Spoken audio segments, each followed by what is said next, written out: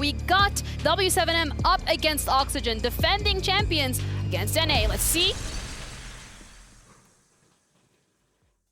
It's been a long old day, but you can never give me too much siege. Keep it coming. That's what I say. Welcome back to the esports arena here in the Boulevard in Riyadh, Saudi Arabia. This, of course, is Gamers8 featuring Rainbow Six, and it's all about this trophy right here. And I can tell you, I'm really close to it, and it's just as beautiful when you're inches away from it.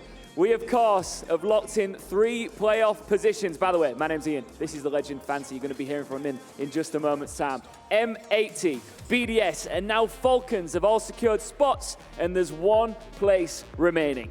وصلنا إلى آخر مرحلة في الجروب ستيج أعزائنا المشاهدين. في المرحلة هذه راح نشهد فريقين يحاربون على المرحلة الأخيرة في البطولة.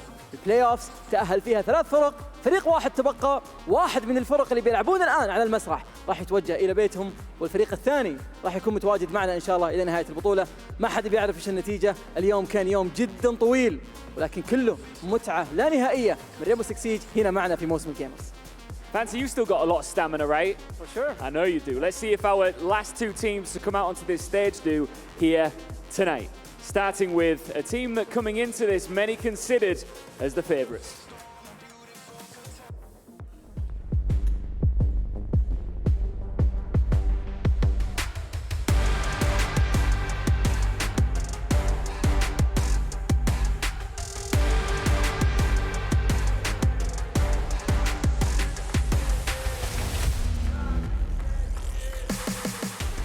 All fired up and ready to go again. It's W7M! Day 1 was great for them. But BDS today gave them a humbling experience, but make no mistake about it, yes, they might be down in the lower bracket, but this, of course, is still arguably one of the greatest teams to ever play this game, and you can see it in them. They're still supremely confident. 1L will not stop them from pursuing this trophy. طاقتهم جدا كاملة وجاهزين للحظة هذه. أعزائنا المشاهدين، الفريق هذا اللي تشهدونه أمامكم الآن هو أفضل فريق في العالم حاليا في ريمبو 6 سيج. كثير من الناس يقولون هالكلمة هذه، لكن هل يقدرون يثبتون أنفسهم في آخر مرحلة، في آخر فرصة لهم في مباراة اللوزر براكت؟ هذا الشيء اللي ودنا نعرفه. And their opponents are ready to go yet again. جاهزين خصومهم الآن أعزائنا المشاهدين. ممكن بعضكم ما يعرفهم، شفناهم في المسرح مرة واحدة فقط، جايين نشهدهم مرة ثانية الآن. خلونا نرحب فيهم.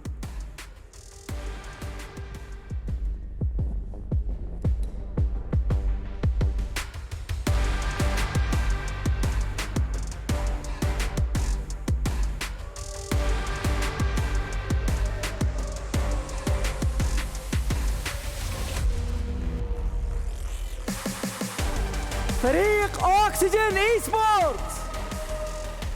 هذا الفريق واجه صعوبات جدا كبيرة، تغلب على كل واحدة منها ليتواجد عندنا هنا في المسرح، لكن أمامه الآن مباراة واحدة فقط على البلاي أوفس، و3 مباريات على أنه يحمل هذا الكأس. لا ننسى أنه هذا الفريق الكل جالس يعاني منه، فازوا مباريات جدا كثيرة، لكن الماب هذا والجيم هذا الأول بالذات بيكون من أصعب المابات اللي مروا فيها، خصوصاً إن خصمهم خصم مو بسيط. This team, come on guys, come a bit further, don't stop there. This team is determined to put on a run, and they did it at SI. They had a cracking run at SI. Can they pull together something special here in Riyadh? One of these 2 teams will drop out of this tournament when this best of 3 is said and done, and the other will lock in that 4th and final playoff spot. Who's it going to be? Over now to our casters. إلى الآن ما ندري مين بيكون الفائز أفضل أو من أفضل فرق العالم ضد أحد من أقوى الفرق اللي معنا موجودين الآن. فريق سايكلوبز أثليت جيمنج خسروا قدامهم، طلعوهم من البطولة بالكامل، لكن حطوا بالكم إنه هذا بيكون اللوزر براكت، معناته ما عاد في فرص ثانية، ما عاد في أي تشانس إنه ممكن يرجعون للبطولة في حال خسارتهم المباراة هذا.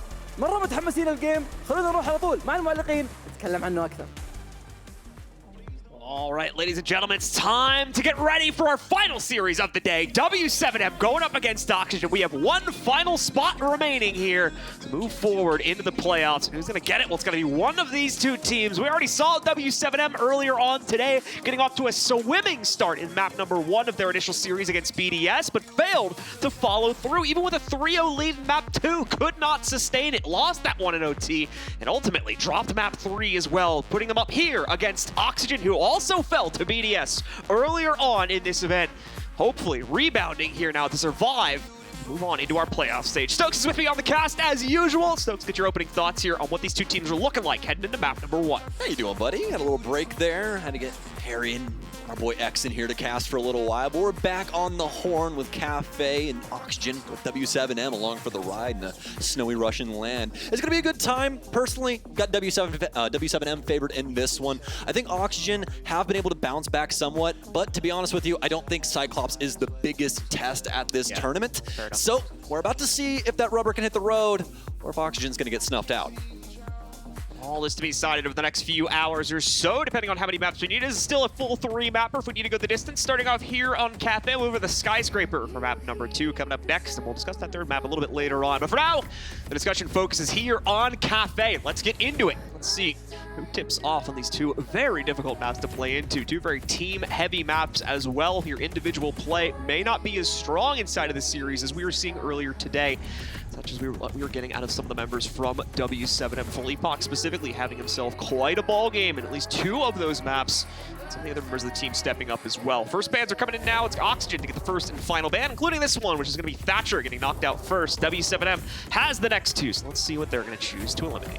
This is what both of these teams practice for, John. This is practically an elongated scrim day for them, as they've both already played one series here today, and they have to play this last best of 3 going on into the night. So let's see who's able to keep this candle lit. Hopefully not burn it at both ends. Flores is going to get removed here. The Thatcher off the board as well for the offensive unit. So going to make breaking up things a little bit more difficult, especially with Flores off the board. But how are you going to affect the defense?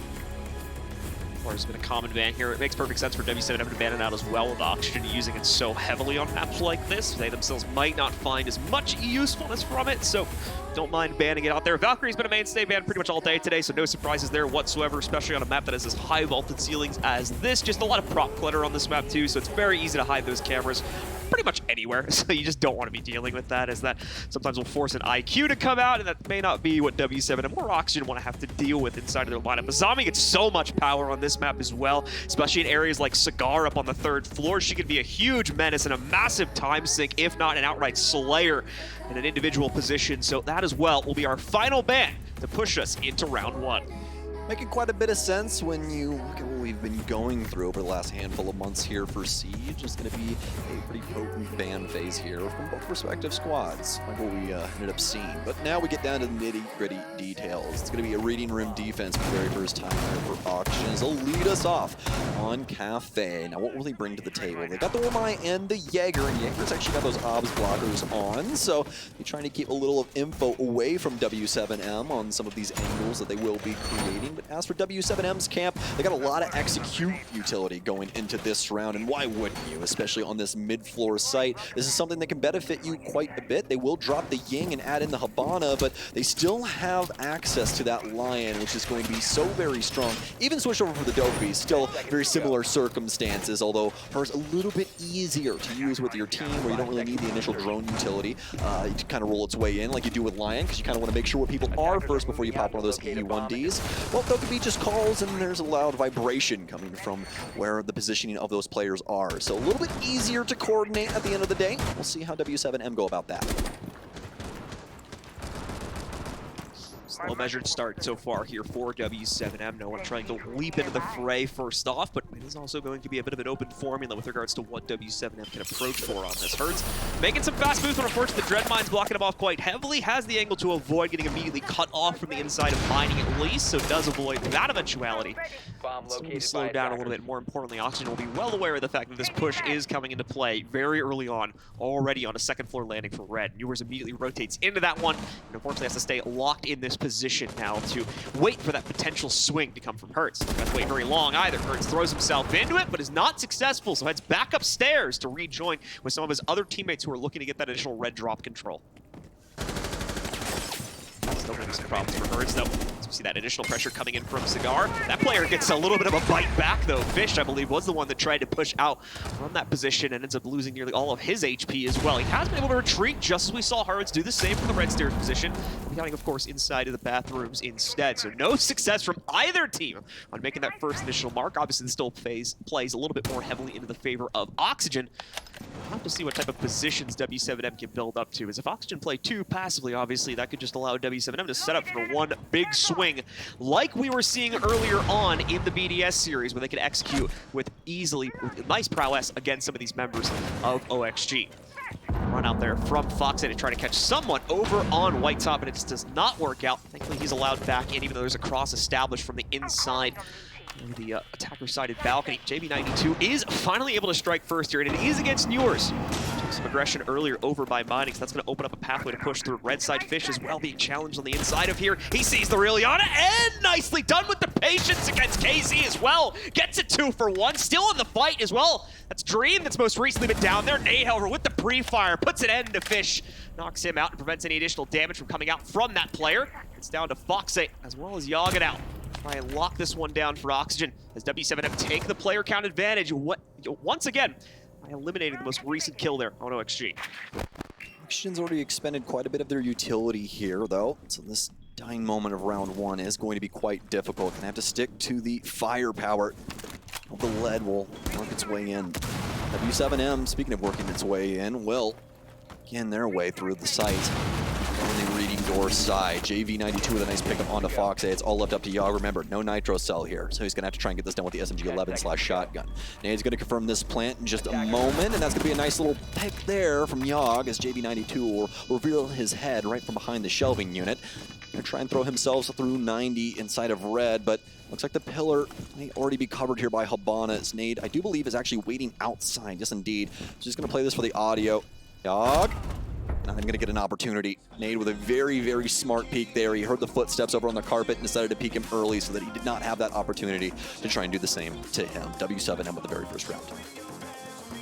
Very slow process to lock in round number 1, but W7M do battle their way into a winnable position there as Oxygen tries to play things out just a tad too aggressively. Kind of needed to be fair, as we were coming down to the wire there. They needed to get in the way of some of the setup that W7M was going for. Had some moderate success in that department. But as you're going to see, players like Nade here are already set up far too prominently to frag out here on the entry, limiting those refrag options for OXG. And ultimately allowing for W7M to take round number 1. Unlock that one, rather, Oxygen will not unlock that side away. We are going to see a retry. It is going to be over here inside of Mining instead, though, the second go of it. So OXG trying for a second floor hold here on round 2 again.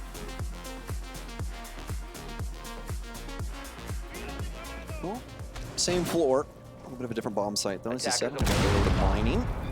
Try things out over here. He's going to be back onto one of his mainstay ops, operating Maestro. See how that goes here for this round. Finreal continuing to stick around for Newers here too. A couple new fresh faces to the rest of the operator lineup for Oxygen, so hopefully this provides some substance here for round 2. We're able to at least punish W7M on a couple of different fronts in that last round, especially from the circumstances of Fish, but Oxygen not really able to get too much done past that.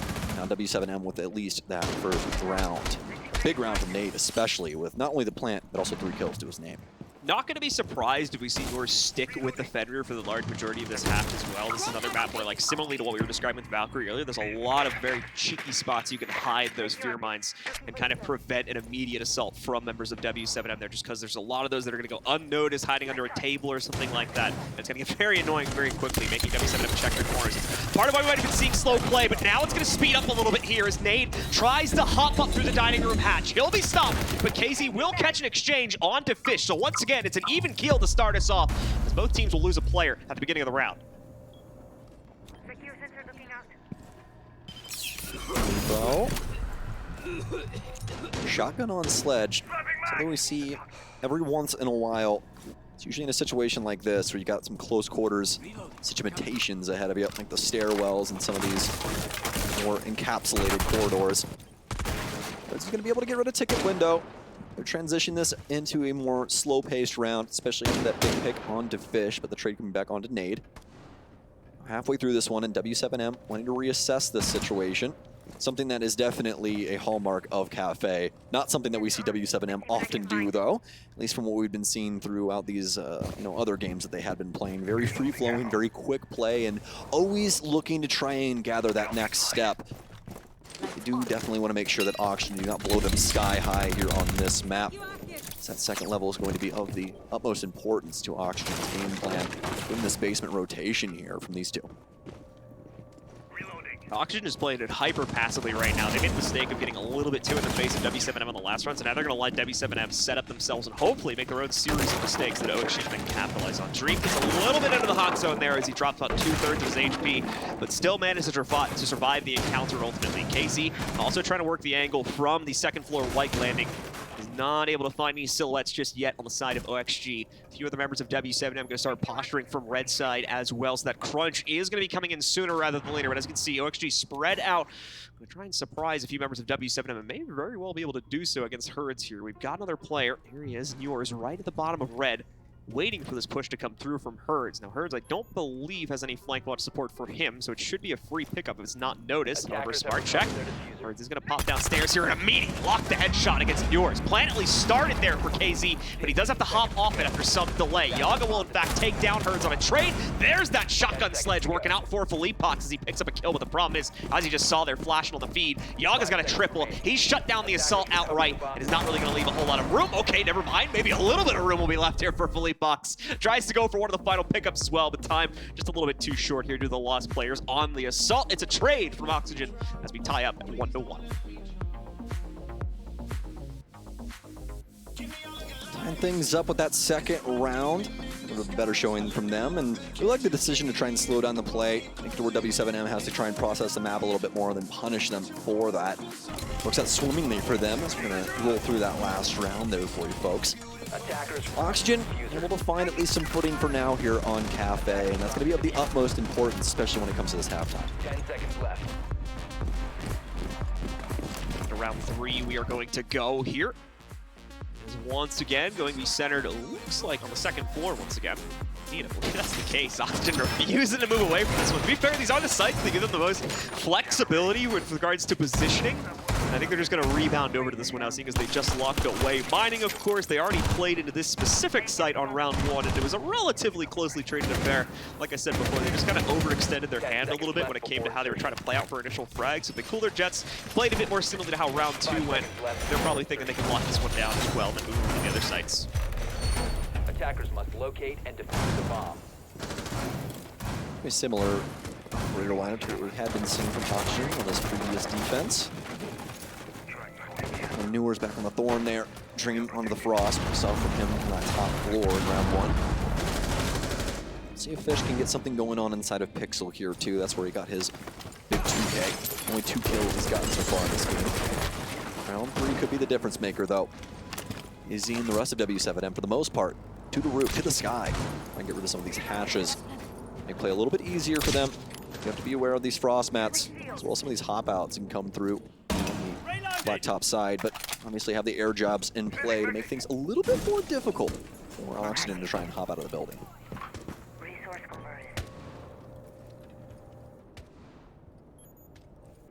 Well, it's definitely a Cafe game. There is nothing happening. Yeah, everybody is droning. We were mentioning this earlier about how we got Cafe and Skyscraper.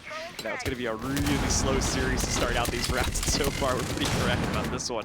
w7m at least chucking in a bit of utility, but Yaga throwing out his own and finding a bit more success, it seems, with his. Finds a nice landing on a Herds there. Knocks him down outright. Yana goes down before she's even able to really contribute here. Maybe one of the nades getting utilized. Yours now picking up kill number 2 as well. Oxygen finding this aggressive swing, finding these aggressive swings a lot more prominently here on round number 3. Already making some improvements based on what we had seen before. This is a huge fall from grace for w7m as well if it continues to be the case, given how they started out the day against BDS earlier. Very, very true. Big pickups here on the w7m.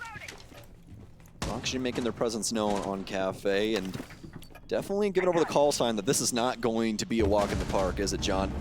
Nate, able to at least collect one. We need to see Dream here, trying to dance with the devil.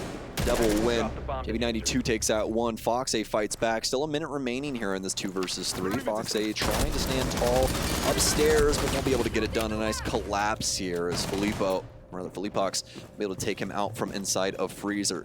Case is still upstairs in this 2v2.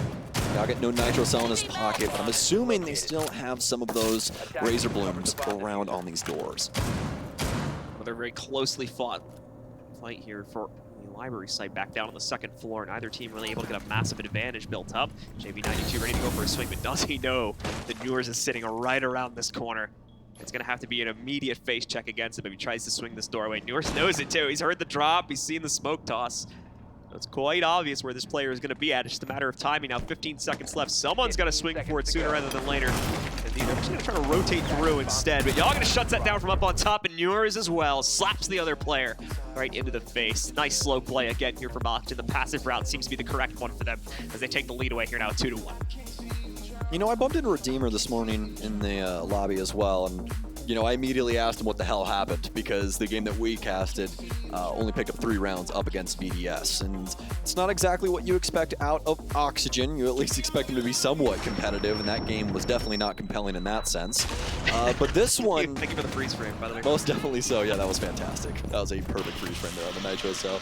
But Oxygen looking a lot better, and I think it goes to show exactly what Redeemer was talking about this morning, the fact that they really weren't trusting their defaults when they were playing against BDS, and today they're playing a lot more their style and not focusing nearly much you know, on adapting to what their opponents are doing, because that's what Redeemer was talking to me about, was that they were really too focused on adapting way too early on against BDS, and they never really tried to play their own game. They never actually attempted their own defaults. It was always something they were trying to do on the fly, and it just simply was not working. But you can see that Oxygen are set for war, at least for right now on this defensive side for Cafe. 5 seconds to go. Oxygen forging a path to the lead, it seems like here. We'll now have to see is for the first time, believe it or not. They've actually played second floor sites on the previous 3 rounds here. They're going to extend beyond that on the first floor site for the very first time inside of this half. So let's see if that will maybe boost the prowess we sometimes often see for these defensive-sided teams, or potentially expose a few more weaknesses. They're going to have to extend their positions out of it more as well. It's not as easy of a fallback plan to have everybody support each other inside in a late round there. You've got people that are pretty much going to be off on an island this entire round, seeing now that Oxygen have decided to play this mainly horizontally. So that's going to be areas like Christmas downstairs, down the hall, of course, from the light stairs entry point. Those players are going to have to lock themselves into a bunker, basically, and hope that they can survive for as long as possible, getting that minimal support, in that player's case, from Dream on the Echo around the corner at Whiskey Bar.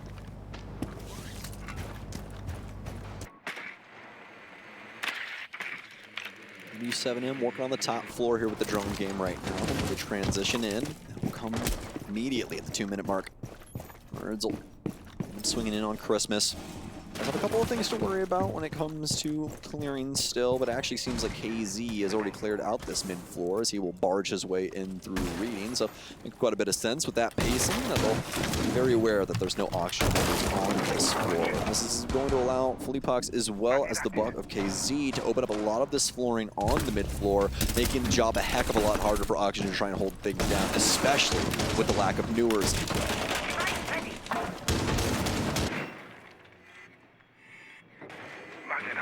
Quiet right now after that elimination of Newers. No one else from Oxygen wanting to test the waters on the top-down angles here. JV92 with Overwatch to both co-check as well as the bottom of a red here. Yaga very limited with regards to his aggressive options. He could have wrapped through Whiskey and try to pull something off, but there's a good possibility there's Overwatch established for that at this point too. Looking at it here, JV92 continues to excel, however, as now he catches Fish on a rotate. Air Jab is going to knock down at least one player trying to get aggressive. I'm going to assume it's over here by the Whiskey Steps as KZ has got a good lock on this position right now, but as you can hear, there is still another air jab in the area there. As you heard the little pings going on in the background from KZ's POV. So not able to catch anyone off of that specific knock we got.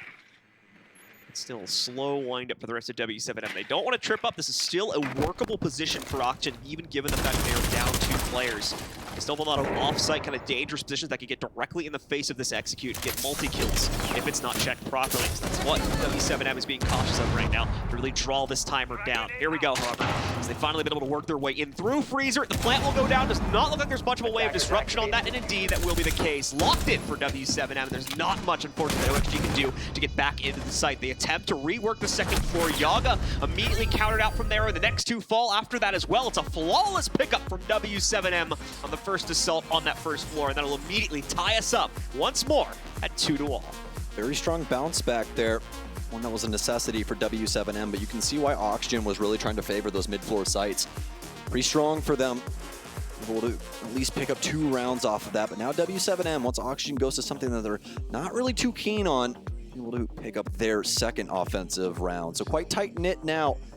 Makes me worry for what happens once w7m gets control of the defensive end. Replays here. Nice reactions once again from JB92. He's keeping up the heat that he found inside of map number 3 of the BDS series earlier today. Some great pickups here to make sure that w7m lock in those wins, and again, limiting the defensive options for OXG as much as humanly possible, as well as slow, methodical take, exactly the way that they need to play this one out, given that Oxygen is also responding in kind on their defensive strategy here. So get another win here for our attackers, but we do get to go back to our OXG has found previous success, of course, here on the second floor. And a very heavy roam setup, as we had seen for the previous 3 rounds, is going to come along with that. Thorns back in play for Noors. Fish as well over here once again on the Warden. He's not the only one as well. Foxay on the Solus. This is a very mobile composition right now for OXG. We'll see if it'll find the success. It's a little bit lacking here so far in regards to OXG trying to take a definitive lead.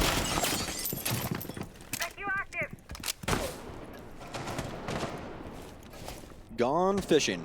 On the windows here. Let's see what we can get done at 1.5, something we've talked about for quite some time.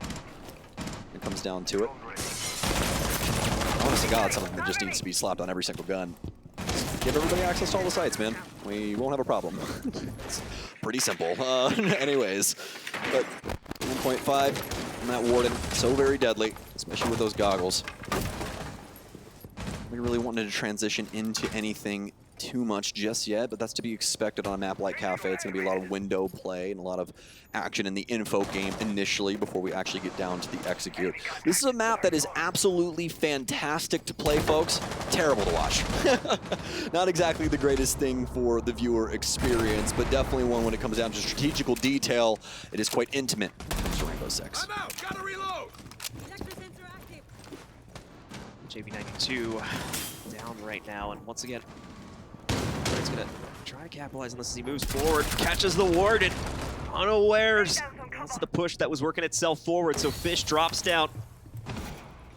Potentially gonna go for number 2 here in a second as well. The nade dank, however, is not aware of Yaga, swinging up from the bottom of White there. He sneaks away with a fast one, immediately retakes that position on the bottom landing of White. Bit risky here, the timing nearly working out for Felipox, but he's a little late on the swing, unfortunately, so no trade to come in there. Yaga still maintains full control of VIP Cigar downstairs. Indeed. And a fantastic position to hold on to as well. KZ continuing to open up the freezer space with the skeleton key. Does have one other person over inside of mining. He's going to try and influence that position a little as well, but you can see w7m just due to this timing having to make sure that they're aware of the situation on this mid-floor, but the delay from Auction on every single front is just eating at them. John picks that goo mine out of his ankle and tries to get back into this round for w7m, but Thorn trap there. Going to destroy that. KZ will take down Foxay too. Going secondary. Not exactly going to be too helpful for you there, KZ, but I like the spirit. So he'll swing into red. He will fall back there indeed to make sure the reload goes off. Good early positioning maintained here from w7m, but again, it's really only to stabilize the 3v3. Now they got to force the issue into the site. They've got just enough positioning to make this work in mine, No but way. oh no! Oh They goodness. fumble on the cross. Oh my Nade swings goodness. right into his teammate's crosshair. Yaga now knocks out KZ. Felipox is stuck in the plant animation now. Nothing he can do to get outside of this one. They'll shut him down. At least he sticks it there. But Yaga indeed will easily shut that one down, giving another second floor defensive round over to Oxygen. All that build-up with the Ying swing in, all for naught. Just immediately gets iced by his own teammate. Oxygen take the round because of it. That was looking like a W7M round, and they botched it on the execute. Something that you definitely do not want to do, especially on Cafe, like we were talking about. This entire map is just a build-up to this moment, and then it just all goes so very wrong for W7M. Grenade out! This does not end up working out for them inside of the late round. Unfortunately, once again, that entry power from W7M, they're kind of waiting out the time a little bit here, hoping they can get the better of some of these players on Oxygen, but waited a bit too long this time, it seemed. Unfortunately, bait themselves right into the setup for the site. It goes the way of our defenders here from North America as they try to lock in the victory, lock in that position in the playoffs. Still a long way to go in that respect. We're still at the very beginning of this series. It's getting late here in Saudi Arabia. Today, one of these two teams needs to lock it down to move forward into our playoff stage tomorrow. And the other one, unfortunately, we're going to have to say goodbye to them. Not be able to proceed forward past the groups. Quite a few repicks coming in here for W7M as well. First time we're going to see third floor play come out from Oxygen, so it makes sense. W7M may have not been expecting this one. First time they'll have to go up against it, but they do have a pretty straightforward composition with regards to attacking this site. The main switch up that they've gone for here just to addendum this third floor play is going to be JV92, of course, going over to the Captain's house. They have those extra micro smokes to deploy in specific positions such as Cocktail to prevent those angles from being useful. Nothing too much to find just yet. Only 30 seconds in though. Just trying to influence some of the doors. Let's not do this again, boys. All right, let's just slow down. Don't know if you guys know this, but that's called flagging. You don't aim your barrel at other people, John. It's a real life thing. Don't do that. The fire range instructor will come over and beat your ass. I don't know if they I've seen it. And then you're gonna get kicked out. So do not flag people with the barrel of your gun. We saw that in the last round too. That's the perfect example right there. Fleepox will be able to land on Dream with that frag grenade, but that really wasn't that big of an ask. I mean, they more than likely knew exactly where he was playing because he was playing in the exact same spot as he was last time. I do believe he was over inside of Cocktail. That's also the spot he's played for like 3 rounds. years now in the specific maps. I mean, that's like one of the best spots. It's one of the newest default spots to play this. Oh. All right, folks. So not entirely sure what happened there. We'll get some context in a moment. Forfeit. Obviously, the round got dropped by one of the teams, so we'll get filled in as soon as we figure out what's going on. Because I did not really catch what ended up happening there. I think someone lagged out or something. So we are going to rehost that, is what I just heard in the back of my ear. It looks like. So we'll be redoing that round. Get ourselves back into it in just a second here. Just give us a few moments, folks. We'll get the rehost going and get this match on an upward here. As OXG still controls the lead, but just barely. At a 3-2 scoreline currently.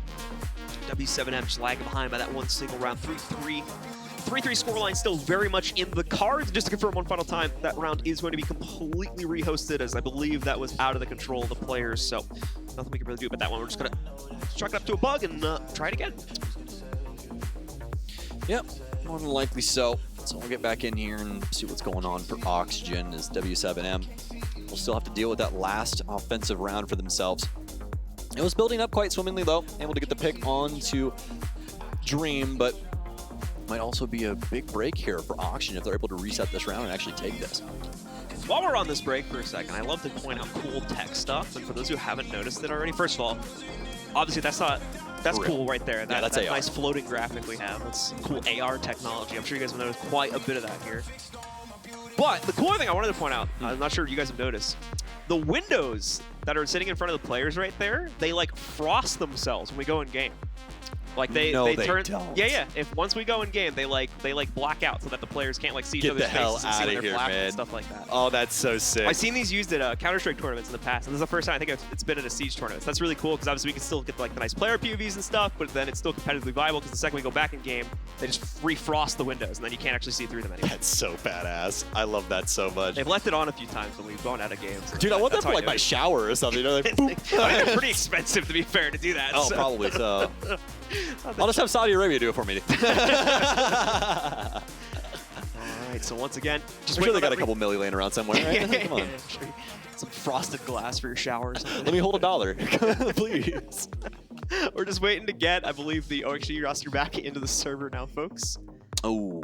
It's actually going to take probably just a few more minutes just to preface you guys and kind of prep you guys for it. We do apologize, of course, for this delay of game, especially for those of you watching in Europe and whatnot. I know we're getting a little bit late into the evening now, but unfortunately, we do have to swap out a PC or two, it looks like here. So it's probably going to take just a few moments, but as usual, and as I'm sure you guys know, if you've been watching esports broadcasts for a little while here, these things happen. We just got to have our admin team work as quickly as possible to get us back in the game. But still, very slow and methodical play so far between both of these teams. They're taking their time with things, and that's exactly what you've come to expect on a map like Cafe. It's very much what you should expect throughout most of this series, too, as our next map, Skyscraper, is probably going to play in a very similar way. You've got to be very careful with how you proceed. The Skyscraper, man. Like, what is this map set? What was map 3 again? I can't even remember what map 3 was, because those two maps, when I read it, my brain turned off. Like, I was like, oh my gosh, really? I think I like failed to read the third. Is what we're doing? Clubhouse.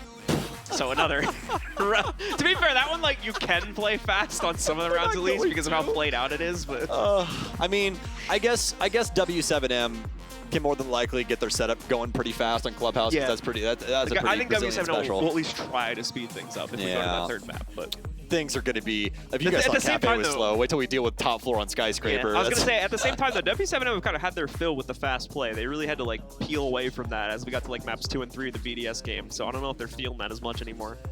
Well, honestly, they're kind of stuck to the powers that be, right? Because, you know, you got to kind of deal with these maps. And, well, we're also going to deal with this tech break, too, folks. So we're going to toss y'all to a quick break. We'll be right back to resume this game.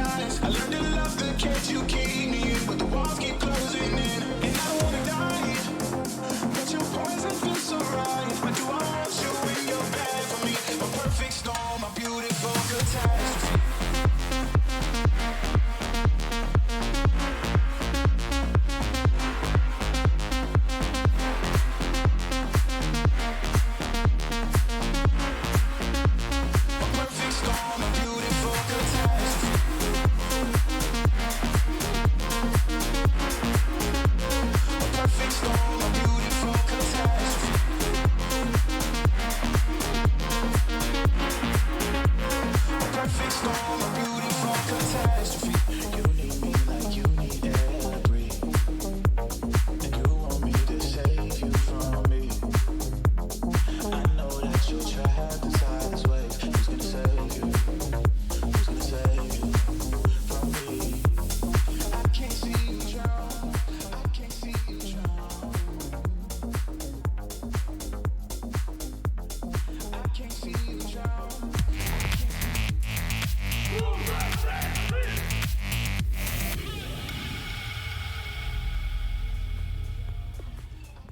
Welcome back once again, ladies and gentlemen, to the Gamers8 Rainbow Six event for 2023. Huge apologies one final time, of course, for that delay of game. We just had to sort some stuff out on the stage. I do believe that we have solved those issues now and are good to resume the game. For those who weren't with us previously, there's the score right in front of your face. 2-3, currently in the favor of Auction. We were in the midst of round 6, and w7m did get the opening kill. However, we are going to be resetting that round as one of our teams disconnected out of no fault of their own. So we're not going to penalize them for that. It's unfortunate for w7m, but it's just the way the game goes sometimes, so we are going to completely rerun that round. Let's get ourselves into it as we'll resume at that 2-3 scoreline at the tail end of the first half. One round to rule them all, John. So wrapping things up on this defensive side for Oxygen, an opportunity for them to go 4-2 on this half, but w7m can still tie things up as well. It's going to be a bar cocktail defense. Really interested to see how they're going to set this up. Fox is going to be on pole, so we're going to have some info game in that regard. Newers is going to move his way on over to the cap can. Everything else pretty plain Jane, especially with the Jaeger and the Lamai moving in. A few surprises to be shown up here. The pulse is going to be added for Fonte, though, which is going to be a nice little bit of intel going the way of the defenders. It's something that has been missing a little bit here just due to the very slow play that w7m has been giving us in response to the equally kind of slow defenses that Oxygen has been bringing to bear. So as a result of that one, hopefully should be able to... All because of the equally slow map that we are playing on. It's hopefully going to allow Oxygen to get some kind of, some earlier intel here to allow them to more properly set up against the eventual push, but that's going to rely on Fox being in the proper position to spot those players in the first place. Vertically, it's not too much of a challenge for him, but if he's trying to find people on the other side of the building, for instance, or on a horizontal plane, that's where the info is probably going to drop off a little bit. So we'll see how effective it actually is over the course of this round. w7m, of course, now spawned out. Let's see what they have to give us here, as they're going to bring a very similar flare to last time they attacked this site as well. The new wrinkle, I believe, being the Ying here on top of the Capitao that was also brought previously. w7m getting their ducks in a row here, Johnny boy. Try and work things from this top angle. I know you're very, very surprised, but also trying to get those drones in on the mid floor and see what this roam game is. Fox8 transitions in towards bar, just checking to see who is on the roof and what position. A nitro cell can be sent at a moment's notice, as they do have 3 of them, so Fox8 can kind of just do whatever the hell he really wants to with his. As long as he's able to read onto the position of w7m when they're going for something like a plant or a clear, and the other ones can use their nitro cells accordingly too. Fish is going to be prone here on the window, awaiting the arrival of anyone on the heaven space. Burns will try and get that eaten up, but all the ADSs will not only eat up the gun 6, but oh my, Dream just walks right into Herd's gun and just dies on one of the cocktail windows. I'm very surprised by that. Thought he could pull a fast one there to do the kind of awkward positioning he had on top of that cocktail bar, but no, great trades from Herds. He follows him right and really takes him down. And like Stokes said, a bit surprising, he actually pops out there in the first place. Either way, though, gives the opening kill over to w7m. It's not one that members of Auction are going to find an easy chance to exchange upon here. They'll have to potentially take a risk or a peek. Find that one here. Yeah, there's just as strong of a chance, as you're seeing here right now, for Philippe Box or someone else to make their mark. Nice spin from Fish, however, as he gets the better of Nade instead, takes him down. Speaking of nades, Philippe Box got one here, hopefully to finish off Fish, and indeed it will. Just in case they had a second player peeking back into there as well. KZ was the one that dropped himself into that new hatch, just to double down on Fish to make sure he was not going to be able to get away with anything. Oxygen back down a player, unfortunately for them here, as a result of that pickup against Fish, as he was unfortunately locked in that position. Taking point. Don't follow. w7m. So far, so good on their clear. Newers, though, finally able to answer the call. This will take down KZ. We're not having to deal with these EDDs all too much so far throughout this round. don't exactly know where he set the majority of those up, but I can tell you Fox's importance in this round cannot be understated, as he is telling them exactly how Felipox is clearing out through this. Going to drop in. Yag will be able to take out one. Positioning still being fed back. Yag is going to kill himself with an impact somehow. For some reason, Oxygen are cursed in this round, man.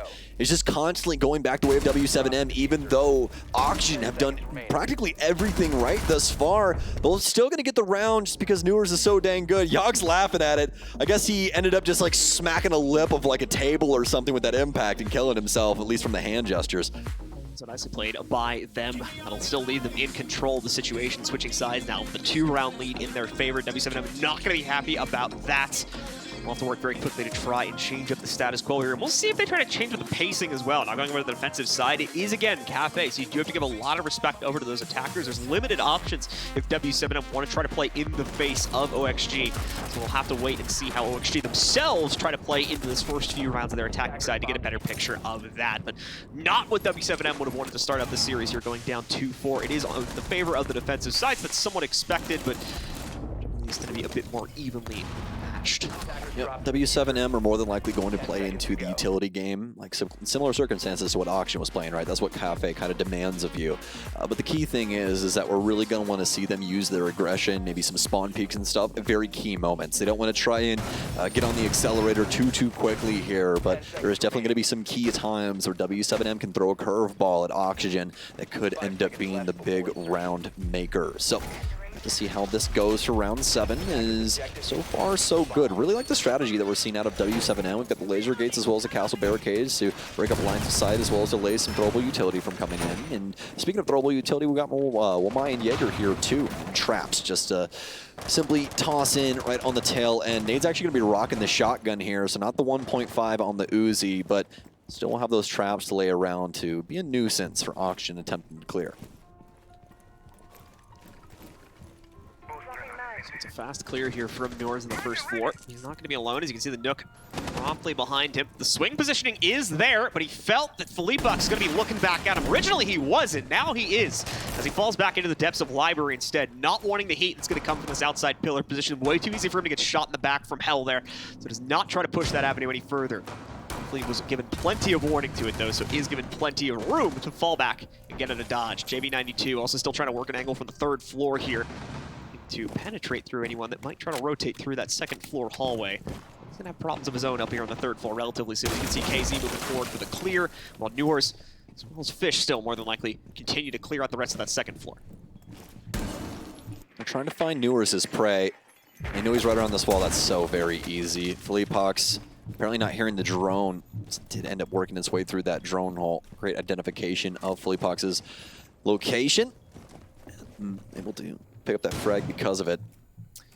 Now for w7m, down a player halfway through this round. Oxygen's clear is going swimmingly, but as to be expected, it is also taking some time. Working their way through this map.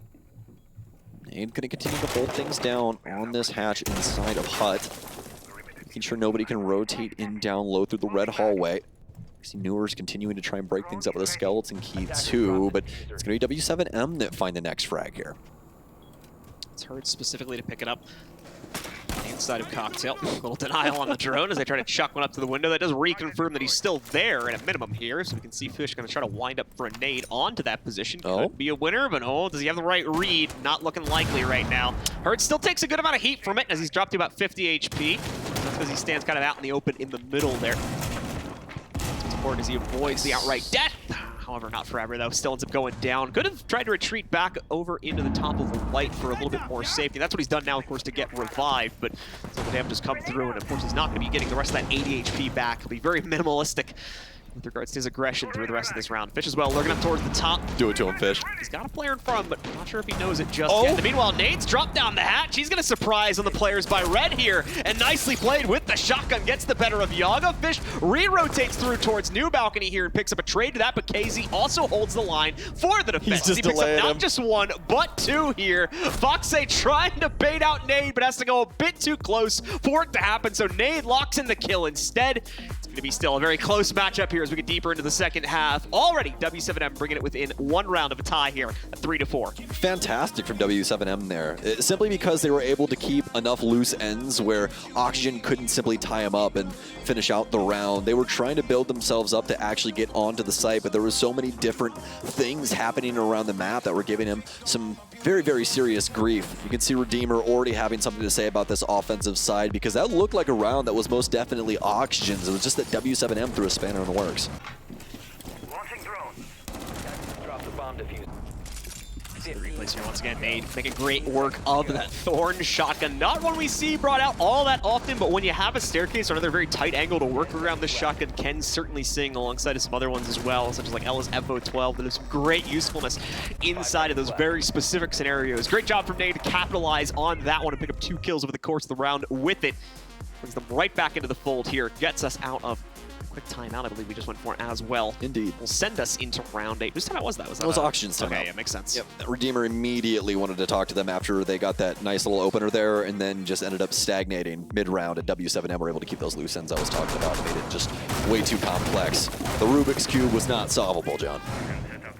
So we'll hope this timeout yields results here. Good that they end up taking it directly before they end up losing the lead here, so they have hopefully a chance for a rebound. But if this advice falls on deaf ears or is otherwise ineffective, it's going to be very bad news here as they will not have a second chance to call for that timeout here. It has to come from W7M. And obviously, if they're winning rounds, they really don't have much more reason to call for one. So that'd be a pretty far cry if we ended up getting one. Away from that, though, a fairly straightforward defensive lineup going to come in from W7M here as they try to defend the second floor now. Capcan Traps, really the only new wrinkle that we hadn't seen too much used by Oxygen just as of yet in the previous half. Everything else is somewhat expected, even the Goyo canisters here from JV92. They're rocking the TCSG, too.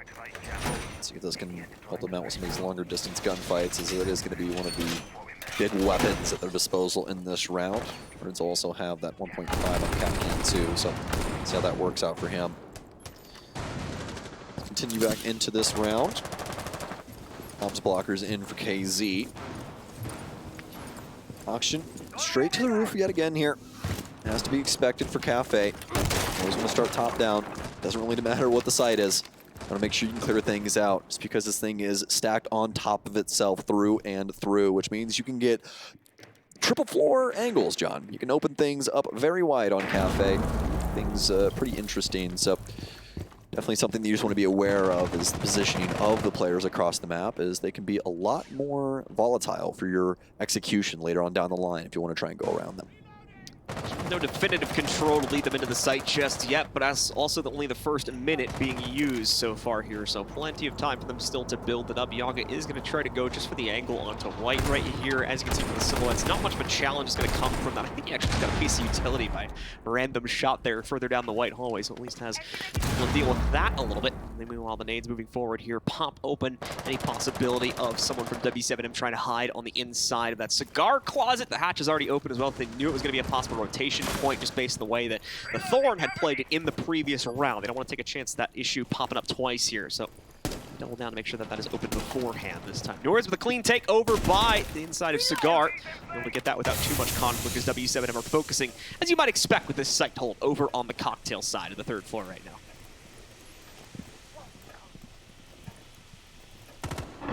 Well, we're almost at the fun part. Waiting for that last minute. Exactly what you'd expect out of Cafe. No real top clear from Auction, though. That's my big problem right now. There's no verticality working into this. They're going to have a chance to potentially get a plant down over inside of Dining, but they really need some frags going their way. They'll start to open up some lines of sight to try and assist themselves throughout the site. JV92 grabbing a pretty cheeky angle here as he'll prone things out on the red stairs. Looks like he might just start working himself forward here. Moment by moment. Oh no, is this it? Is this the big moment? He's gonna swing in. Oh, Dream gets him! Oh my! What a read from him.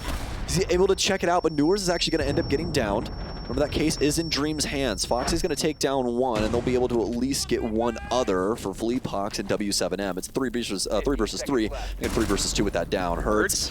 Yet again, another loose end, John. So he will run right up brown stairs, and he will be able to take down the last 3 members. 1 cap can trap, 2 die to the SMG, and the hollow on that. Forgot they took the 1.5 off that a little while ago, but either way, still a fantastic gun, fantastic operator across the board. And Well, shows you exactly why. Those traps, quite the nuisance in those crunch times. All it needs is to knock out 1 or 2 players to get that effective kind of style of play in, and the fact that he's got the very useful AK to go along with it here makes him a very effective operator, in my opinion, on maps like this, where you have so many positions where you could stack those Kapkan traps and find at least one potential free kill in a low-time scenario, as we saw in the case of Manures there back on the previous round. W7m complete the tie as soon as they are able to. Moving into the second half, we are immediately locked at that 4-4 scoreline, and now we move down onto the first floor for the third round here on W7m's defense, and their first chance to take the lead away from Oxygen and start getting some control further into this series. That is going to cause some repicks over on the OXG side, originally giving us a pretty default lineup for Cafe overall.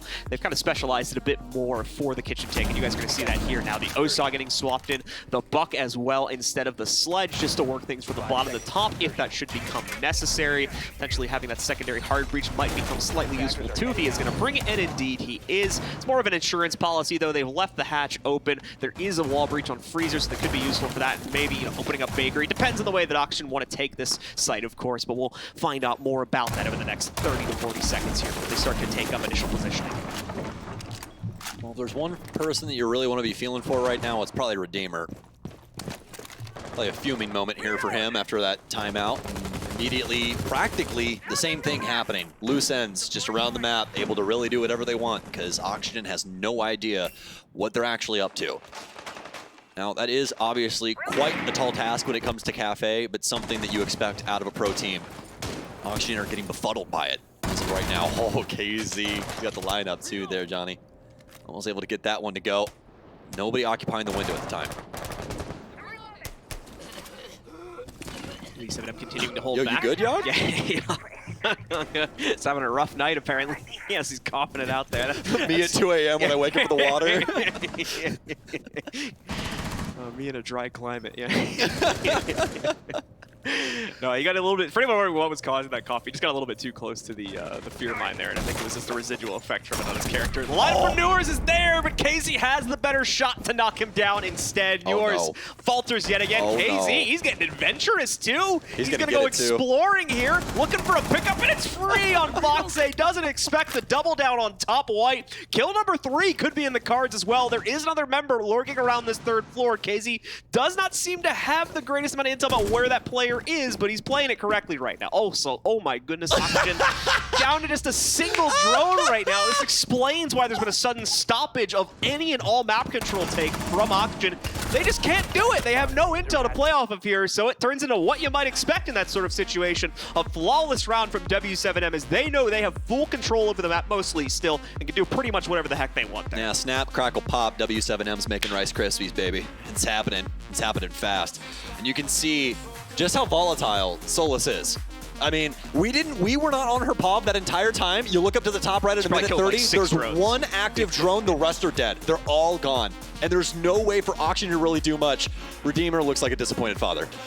Anyways, I mean, you gotta feel for him, man, because Oxygen right now, they just can't hold a candle to these W7m defenses. They're constantly able to get these big round-winning moments, and also just call these audibles that Oxygen aren't even ready for. There wasn't even a cam watching the top of white, but obviously we kind of got the details as to why that was happening. The cams were practically already dead, but that also means they're probably used around a lot of soft utility, and with the Solus on the board, you're probably going to get punished for that. So, well, unfortunate for Oxygen, they didn't really have the ability to try and push themselves forward into the round. It looks like Yogg might have the idea, or rather Foxay with the operator lineup switch here for Yogg. Either way, somebody has the call for the Dokkaebi, and that is more than likely the smartest thing that they can do in this situation. They really need to get some utility that isn't just with drones. We also have that Yana in play too, so definitely have some opportunities here. And if you guys haven't seen this one, well, you see that left arm right there of our Rooney? Well, makes those windows pretty easy to punch now, doesn't it? Well, it'd help if Herds actually hit his shots, but Herds moved a little bit too early there. He had such an opportunity too. I mean, the guy is literally full sprint. Dream can't pull his gun up for practically like a whole second. So, little unfortunate there from Herds, but he will at least tag up Dream, who I feel so bad for throughout this tournament, by the way, because Dream has just been getting like the short end of the stick in every game I've watched. Yeah, I know yesterday's game too, he got like naded like 2 rounds in a row, and like they were instant nades as well, so it wasn't even like he could have reacted to it or something like that, so I agree with that. Yeah, the earlier thing that I think was also just him like accidentally smacking his spacebar and jumping into the window, and like just like stuff like that, where it's just like, that does not happen to Dream, man. He's such a talented support. It just seems like the world's out to get him right Explains why he's being killed so early, though, because if you've seen, especially the earlier games he had in the NAL season a few months ago, he was an absolute menace if he's allowed to stay alive. So there's a very good possibility that w7m are like, okay, let's kind of hyper-target him, because to be fair, he does play in pretty default positions pretty often, so he is the one that you could kind of hunt down at the beginning of the round most easily, in my opinion. now. Definitely agree with you on there, man. For sure. Big thing is about ISO in Siege is that you're never really guaranteed it, right? Yeah. Like you really have to try and play through the info game, and then you know whatever the world gives you, that's what you're gonna take. That's how things are. You know, you kill the Jaeger first, great. There's another person without a gun trying to kill you, and that's really what we're concerned about. But I definitely agree with you. I think, oh my goodness gracious, Both on the rappel as well. guys, we have air jabs, guys. Air jabs exist, guys. Number 3 could happen. He's got another man. player on rappel. It's a bit of a rougher angle because he'd have to spin around real quick when he runs out here, but he already did it once. Never mind. Keys does it instead, and oh my goodness! Another hop out from a completely different part of the map. Keys does it from the inside of Mining Window. That is 2 runouts that both scored 2 kills each here on this round. I literally can't. Oxygen is falling to shreds, and we're only on map 1 here.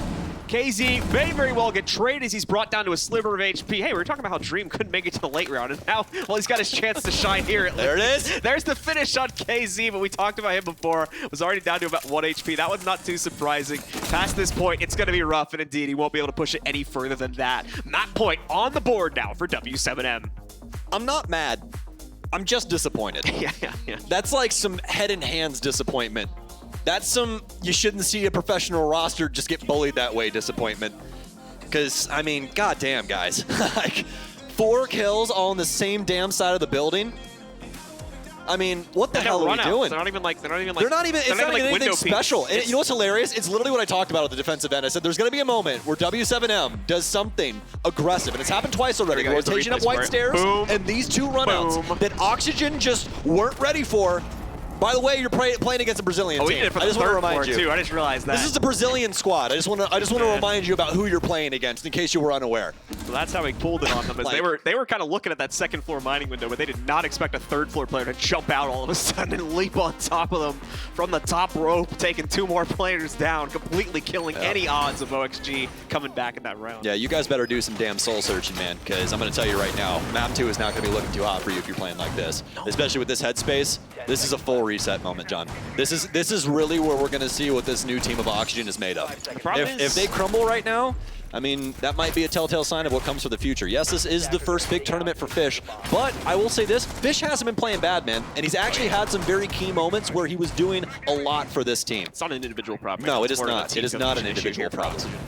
100%, my friend. I don't think any of the individuals are really lacking too much inside of the games we've seen so far. Dream's just been punished, and that's really not his fault at the end of the day, like we were touching on. It's really just been the powers at P that have just, for some reason... Yeah, Newers is hitting his shots as well when given the opportunity to. That's the big problem with him, is he's just not being put into a position where he can frag out, it seems like, in a lot of these rounds here, because he needs to kind of set himself up for at least that initial entry near the site. We're just not really seeing it get to that point. So it's really rough right now from Oxygen, as the strategies are just not coming together in the way that Redeemer or the rest of this roster would like to have happen. Yeah, some of the natural positioning from him has also just been punished immediately. Like what we saw around White Stairs with that peek from Philippox, is he just took things completely over. Fish going to be able to recreate that exact moment as we talk about it, except on the red stairs, so that blood's going to blend in. Nobody's got to wash that out. JB92 able to take down Newers, and that's going to be the big issue. Fish, though, this is his time to shine, folks. This is the rookie. We know just how good Fish can be, and I'm here for it. All the way in Saudi Arabia. Let's get it going in Riyadh. Fish 4 and 5, looking to make things equal for himself, at least past the rehost. Remember, we did have one of those earlier on, so these stats not exactly true. To see what the total is later on here in the evening. Fish has slowed things down a bit, though, John, as we are approaching the halfway mark.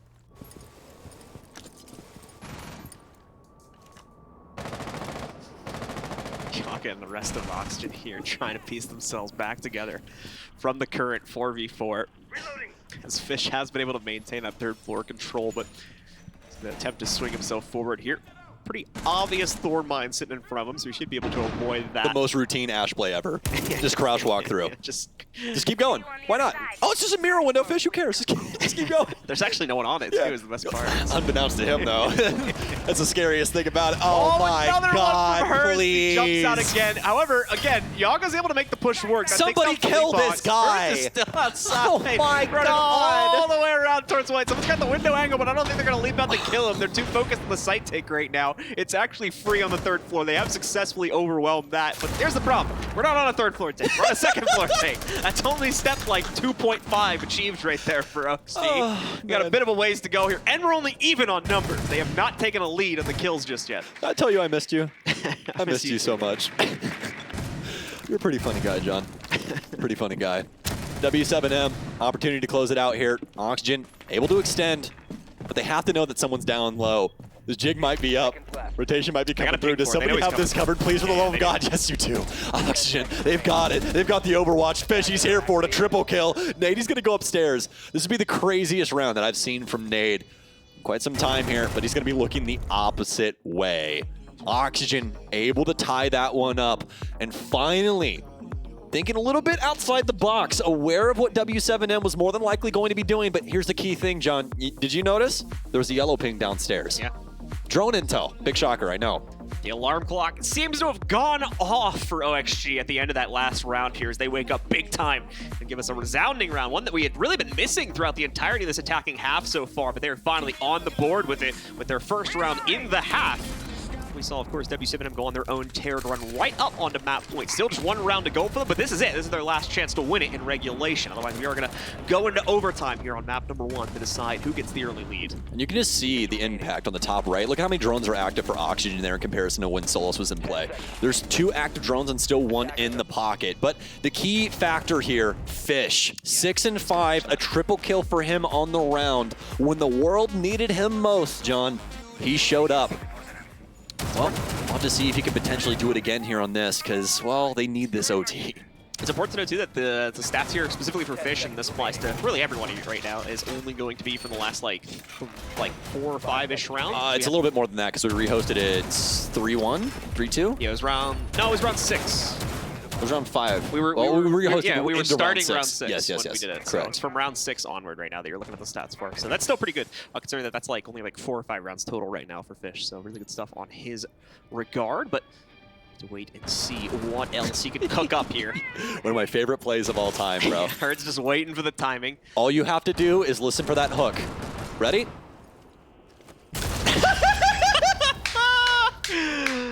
Like a fish out of water. As soon as you hear that climb animation, you are dead as hell. It don't matter what you do, man. All you get to do is stand by and watch.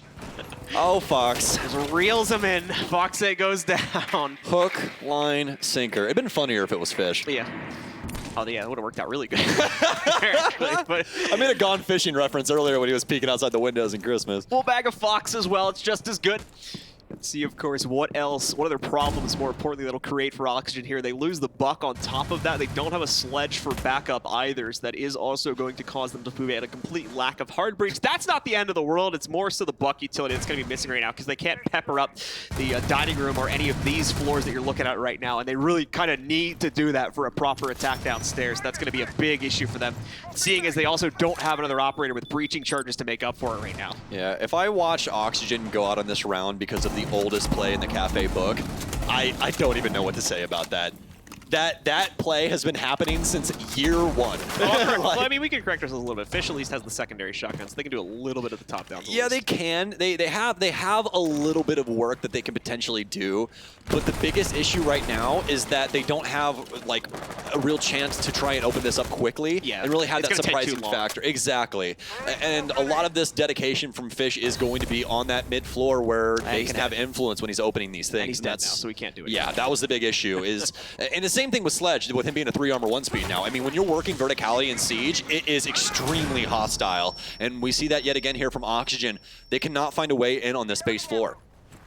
Herd's finally taking the first big bit of damage from w7m on this round, but he survives, more importantly here. And no, they haven't even dealt with this extension here from KZ on the inside of Bakery. KZ gonna be put into the hot seat a little bit, but Nate also swinging out from Prep to support. A flawless round from w7m as they slam themselves into the faces of Auction to shut them down one final time and lock in victory at the bitter end of regulation. 7-5 in this team's favor as they take the 1-0 lead in the series with Skyscraper now on deck. It was back and forth, but we were a little concerned what happened when it came to the second half and once w7m was at the helm of the defense, and rightfully so. An amazing second half from them. They're able to shut down a lot of the game plan out of Oxygen, and well, that's really all she wrote for Cafe there, John. We're gonna quickly send y'all to a break. We know it's getting late, so let's get right into game 2.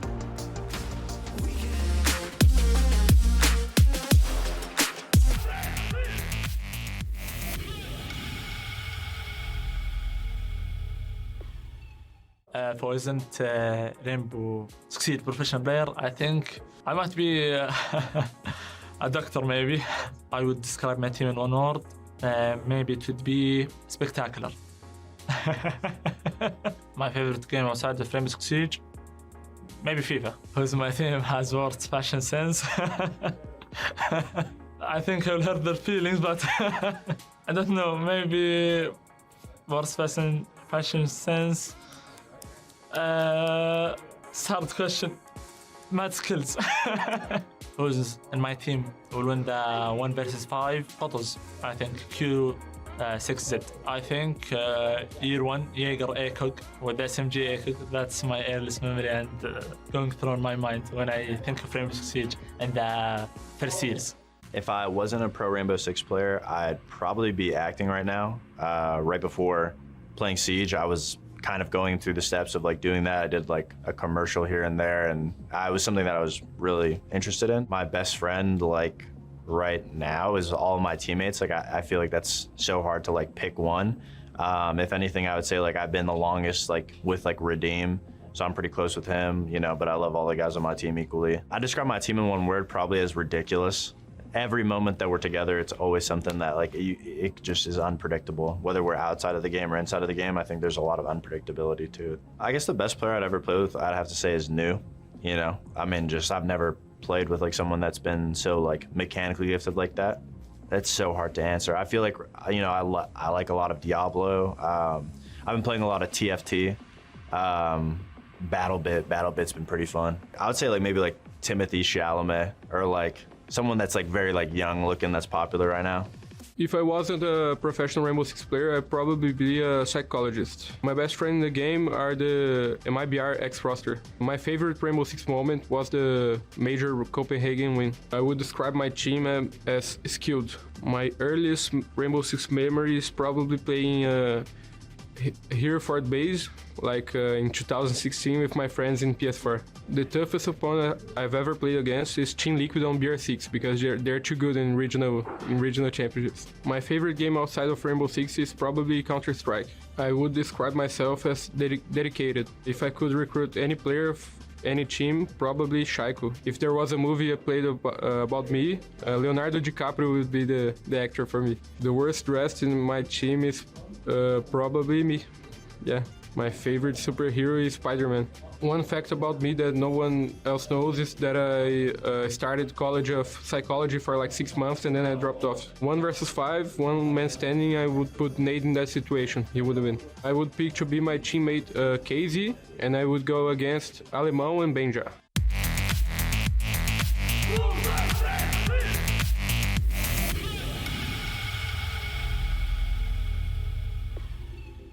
7-5 the score for w7m to close out their map pick Cafe up against Oxygen here at Gamers8 featuring R6. Welcome to the STC play. We're going to be going over some of these rounds because at the end of the day, when we were looking at this matchup, we were like, oh, it's looking very heavily w7m favored, but still Oxygen managed to get 5 rounds off of them. Yeah, it didn't start out too bad at all. I mean, we were getting kind of hyped there in the back for North America. Starting Speak for to get yourself. going. You is getting kind of hyped. We is a strong word. But hey, listen, Oxygen, they were really putting up the numbers. We saw Yaga having a fantastic start, really picking up some important frags, denying these kind of plant-focused executes that w7m were going. And there was a bit of a tech pause, and Yaga went from getting 3Ks and 2Ks to impacting himself. But all in all, Newers was there, and we had a 4-2 split for Auction Esports. It really did start quite strong for themselves on the defense. The problem was when they got to their attacks. And I think that's the biggest problem that we've seen from Oxygen. I was talking about that NA method, playing the NA meta that they've been doing. Now, if we take the Cyclops game out of consideration, because I think Cyclops are a weaker opponent for pretty much every team in this competition, take Cyclops aside.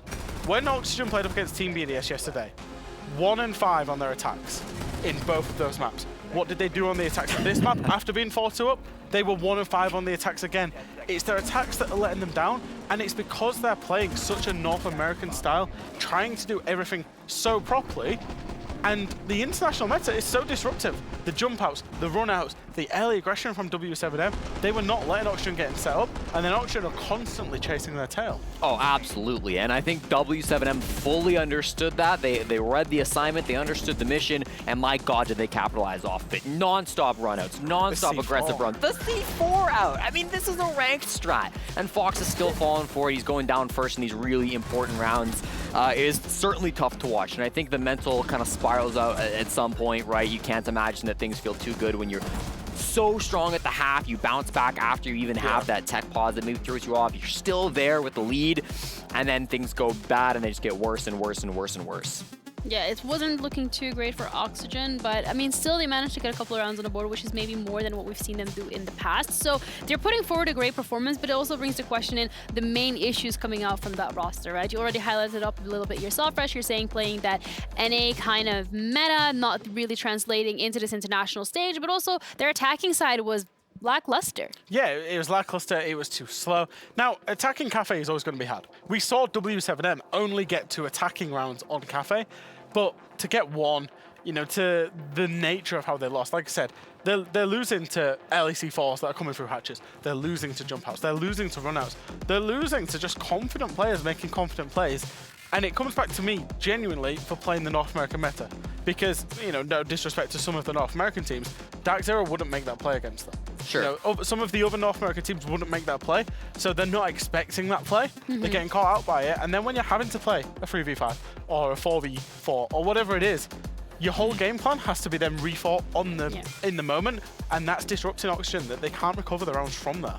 Yeah, and I think, you know, they've got to find a way to answer this Brazilian aggression that's been coming out from w7m. They've got to find a response, and It's well known. Yeah, I mean, listen, you saw it on the screen just a moment ago, right? The team's having that conversation. Somebody, I think it was Redeemer, he was shrouded in mystery. We couldn't exactly see his face, but somebody was giving a very passionate speech to the team there, telling them what's what, and they're going to try to force this back, you know, towards their favor, going to their map pick of Skyscraper. Obviously, they're going to have a plan going into that. But I think you really need to take a look, as Jack said, at those attacks, at handling that aggression.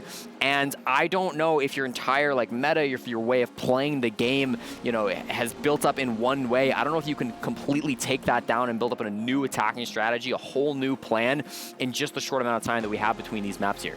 That's the challenge. Would you say that when we're looking at how Oxygen is playing, and we're talking about the fact that they're playing the very NA strategy, they're not doing the best on the attacking side, would it be considered a disadvantage coming from the fact that they didn't even get to go to the Copenhagen Major? So this year specifically, this meta of Siege, they haven't had the chance to experience that international atmosphere. I think so, and you even talk about a guy like Fish, right, who has never in his entire life played against an international player. It's pretty tough to come through here. Maybe Spoit you consider an international player, but never an international team, right? Most of them Well, okay, down to the plate of BR. The point is, right, like, yeah, I think for Oxygen, you know, not only is it the fact they've got a new player, but it's the fact that a lot of top NA teams weren't scrimming, so they don't even have top NA opponents to go up against, and it's the fact that they haven't played an official match in over 3 months. I mean, there's a lot of kind of barriers standing up to Oxygen, and I thought, like, going into this event, it'll be interesting to see, like, what they've been cooking up, and it's unfortunate that, like, what they've been cooking up doesn't seem to be at the same level as the BDSs of this tournament, the w7ms of this tournament, even maybe the Falcons of this tournament. Which is a shame, because February, go back to Canada when we was in Canada, what, 5-6 months ago, third place at the Invitational. Like, you know, these guys are used to playing internationally. But this slump where it seems like their strategy, their ideology isn't an international one of the current meta, you're always chasing your tail when that's the case. Yeah, and a very great highlight of chasing that tail and just not being ready for that international meta was round 10, where we had the, as Fresh would call it, the double-double. The double-double. In Canada, the double-double is something else, right? That's a coffee term. We've reserved that term. Is that just I thought you hated coffee. Lots of espressos, is it? No. What is like, this? like 4 espressos in a coffee? It's 2 cream, 2 sugar. But what we got going on here is the play from Dream. Now, he's on the Nomad. His entire goal is to stop these runouts, and he's going to place down all 3 air jabs before the aggression really gets going, and he's placing them around the map. You saw that first one go down, the second one and the third one both going down around this window. He really doesn't accomplish his goal as the Nomad, because as we will see from W7M, they're playing this hyper-aggressive style.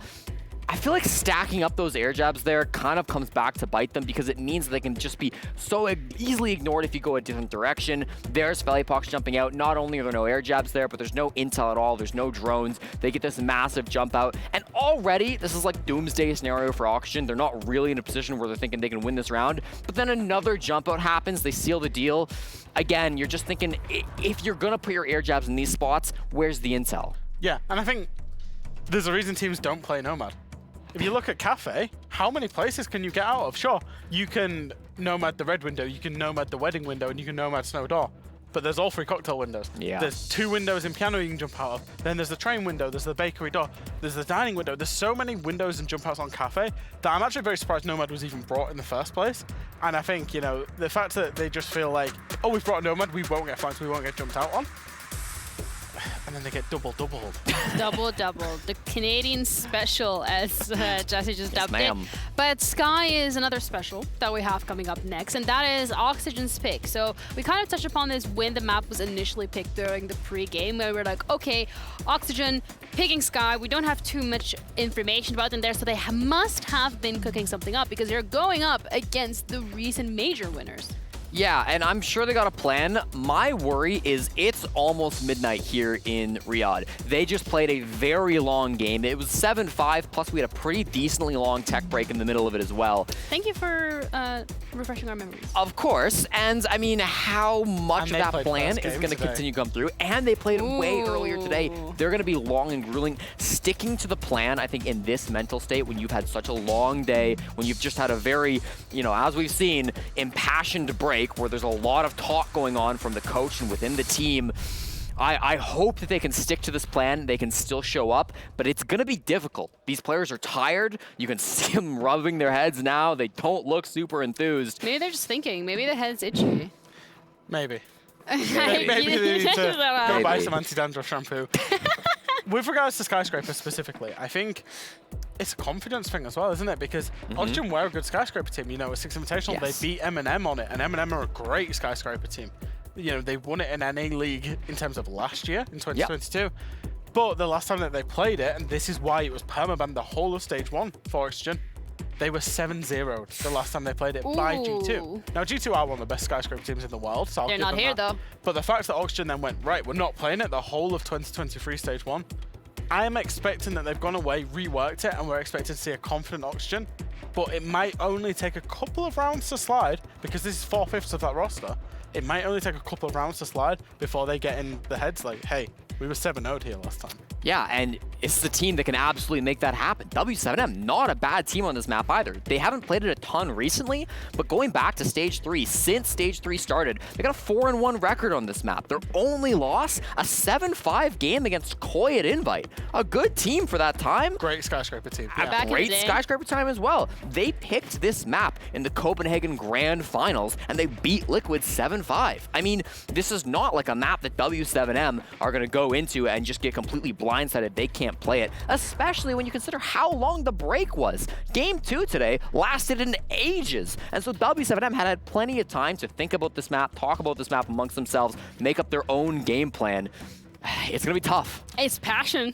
Dude, he's been talking for a while here. Yeah. Redeemer's got a lot to say. And I saw him giving this same spiel yesterday when they lost against BDS. Ooh. You know, he's been going in on his team. It looks like he's potentially the only one that's, you know, passionate and wants it. Like, guys, let's do He's this. not stopping. Can anyone like translate and Can we run like Ian reading? Chambers up with a mic on this? Yeah, I would love to hear what they got to say. I mean, again, it brings in the thing of like, this is your elimination game, right? For both of these teams, it's either you're going to be going through or you're going home. There's a lot of money on the line, but also for both of these, we said it about Oxygen alongside BDS coming into this. This is their redemption story. This is showing that, yes, maybe we didn't have a great stage 1, maybe we were not at the Copenhagen Major, but we're still present on the international stage. Whereas when we're looking at W7M, for them, it's okay, we won that last major. We need to show people that we are still a force to be reckoned with. And yes, we can bleed. We lose a series to BDS, but we're not out just yet. I remember talking to Oxygen before the first game had been played, right back on Media Day, before we really started the tournament, and the mindset was like, man, I'm so excited. I literally heard, I think it was Fox say, I'm so excited to play. They hadn't played in so long, over 3 months, and they just felt like they had so much of this energy, of this hope, of this like real belief in themselves. And now that things have not gone to plan, now that they're in a situation where they got dumpstered in their opening game, they scraped past KAG, they got that 2-0, and then they really threw things away towards the end of this map against W7M, that mindset has really changed. And I hoped that mindset can be okay, right? This is going to be a positive for them, but it's a stressful situation, and these are humans. So it's it's tough.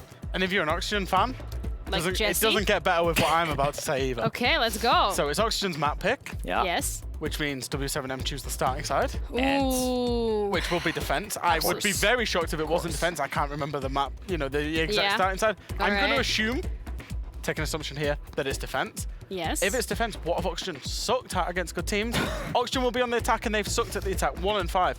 So you're talking about an Oxygen that's potentially a little bit down in the dirt, facing elimination, that's averaged 1 and 5 against top teams at this event, and if they get 1 and 5 on Skyscraper and they're going in at the half, I do worry for them. Okay. Let me put on my Copium hat. Great. Let's do it. All right, Redeemer's a good coach. He's of course been talking with the team. He's been giving this speech. No, I want you to pretend that you're wearing a hat. Okay, there we go. Undoubtedly, throughout this entire talk, he's been telling his team about the attacking problems. Their defenses are fine, right? They know how to beat this team on the defense, especially on strong defensive maps. So what he's going to be saying to these guys is, listen, here's the problems with attacks. Here's what we got to do to counter this more aggressive playstyle from W7M. The fact that they start on attack means that they can immediately put that advice into action, and they can maybe take that advice all the way to getting a massive advantage over in that first half. And then they move to defense. It's Skyscraper defense. You plan for this. It's easy. All right, now give that Copium hat. Oh, they're so going to fresh. Pass on the Copium hat to Jack. Sorry. Let's see what Jack has to say. You don't want to wear a hat? You don't there need we go. the hat. All right, let's go. Look, this team are not a bad team. Okay. You know, as much as we've been saying, that, you know, they've struggled. They struggled against BDS, who look unstoppable. They're playing against the current major champions, who have looked unstoppable. I came into this, the very first thing that I said about Oxygen was that form is temporary, class is permanent. This team has class. This team does have quality. This team is one of the best teams in North America and was invited for a reason. But the form and the meta is a little bit out of sync. All right. Do I believe they've got the quality to do it? Yes.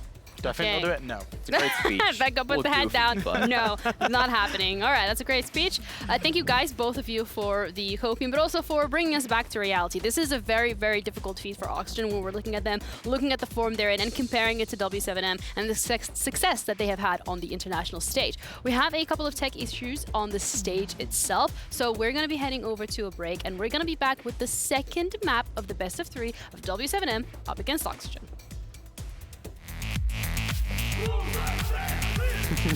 that was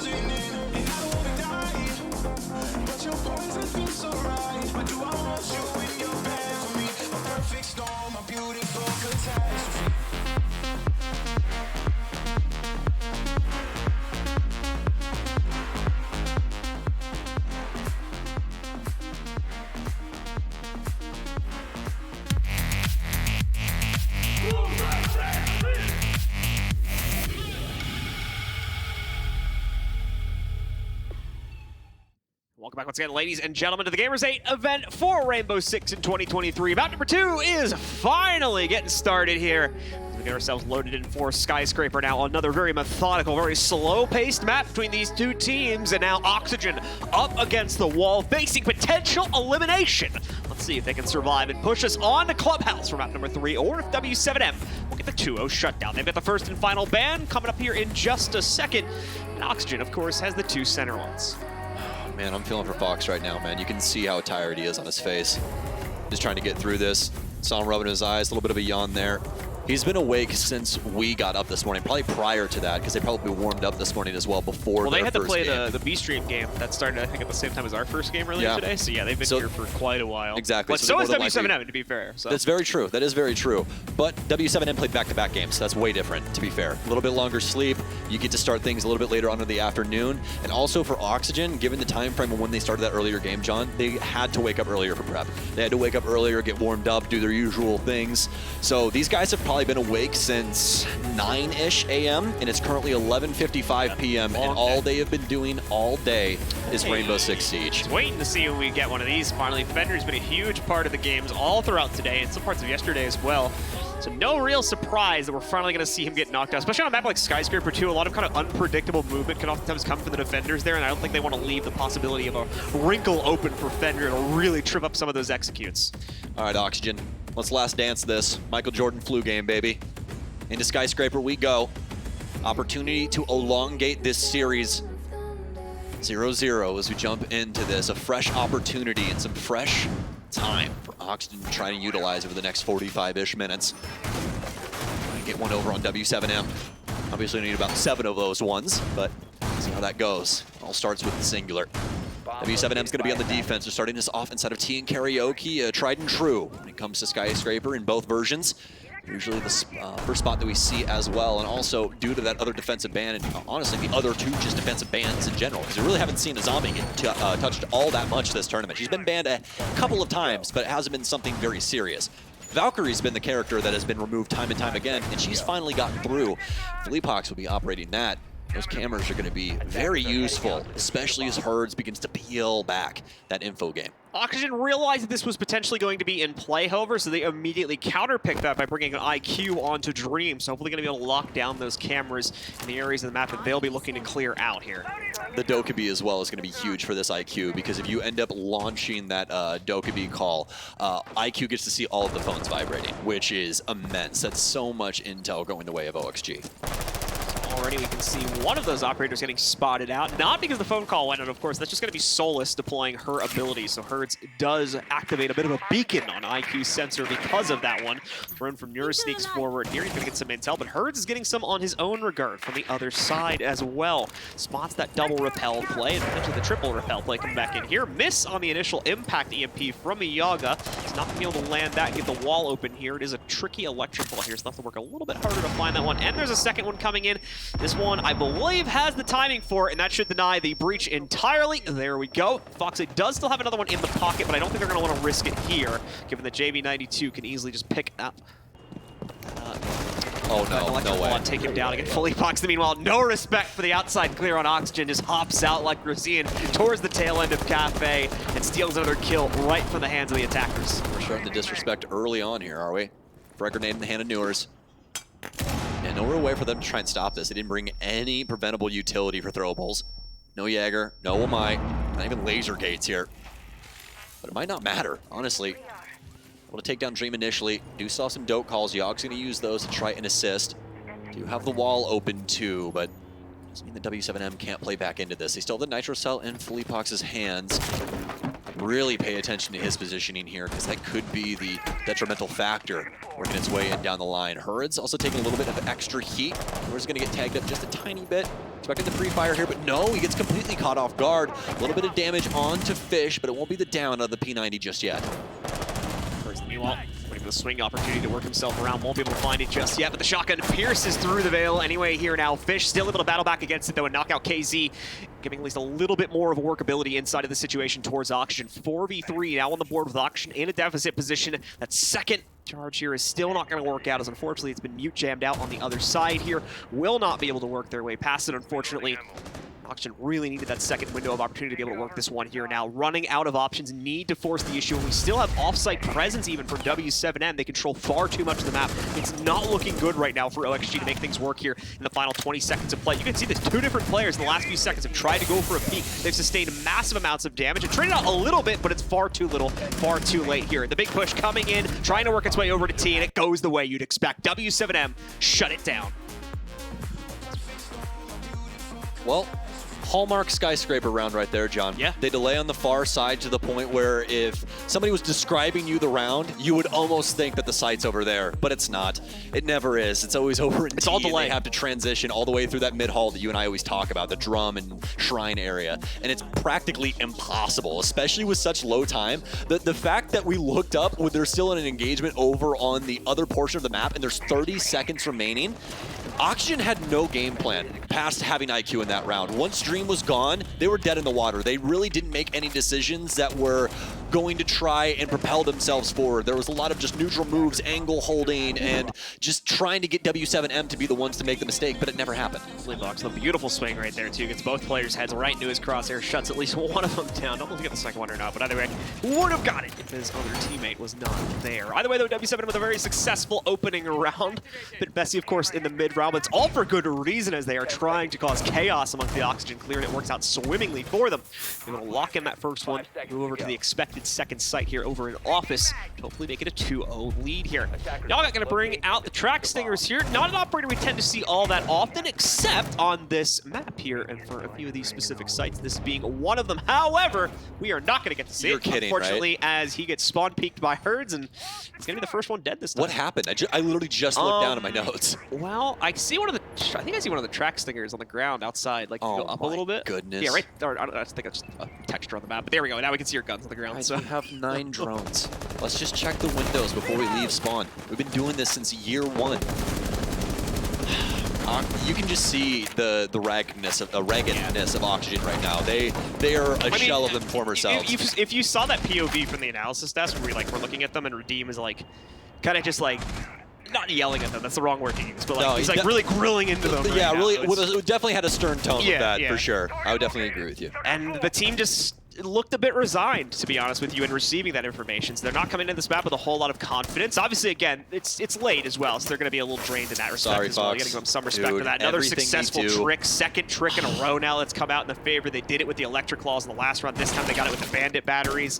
2 opening kills have gone the way of W7M. There's just not a whole lot of positive things to talk about Even if we try to be really impartial about it here. Yeah, dude, I feel bad. Like, I genuinely do. Like, I am not an Oxygen hater. They're from my region, obviously. So, and a lot of these guys have been my friends for quite some time. So, just hard to watch right now. But it looks like they might be able to get something going here. Newer's finally waking up.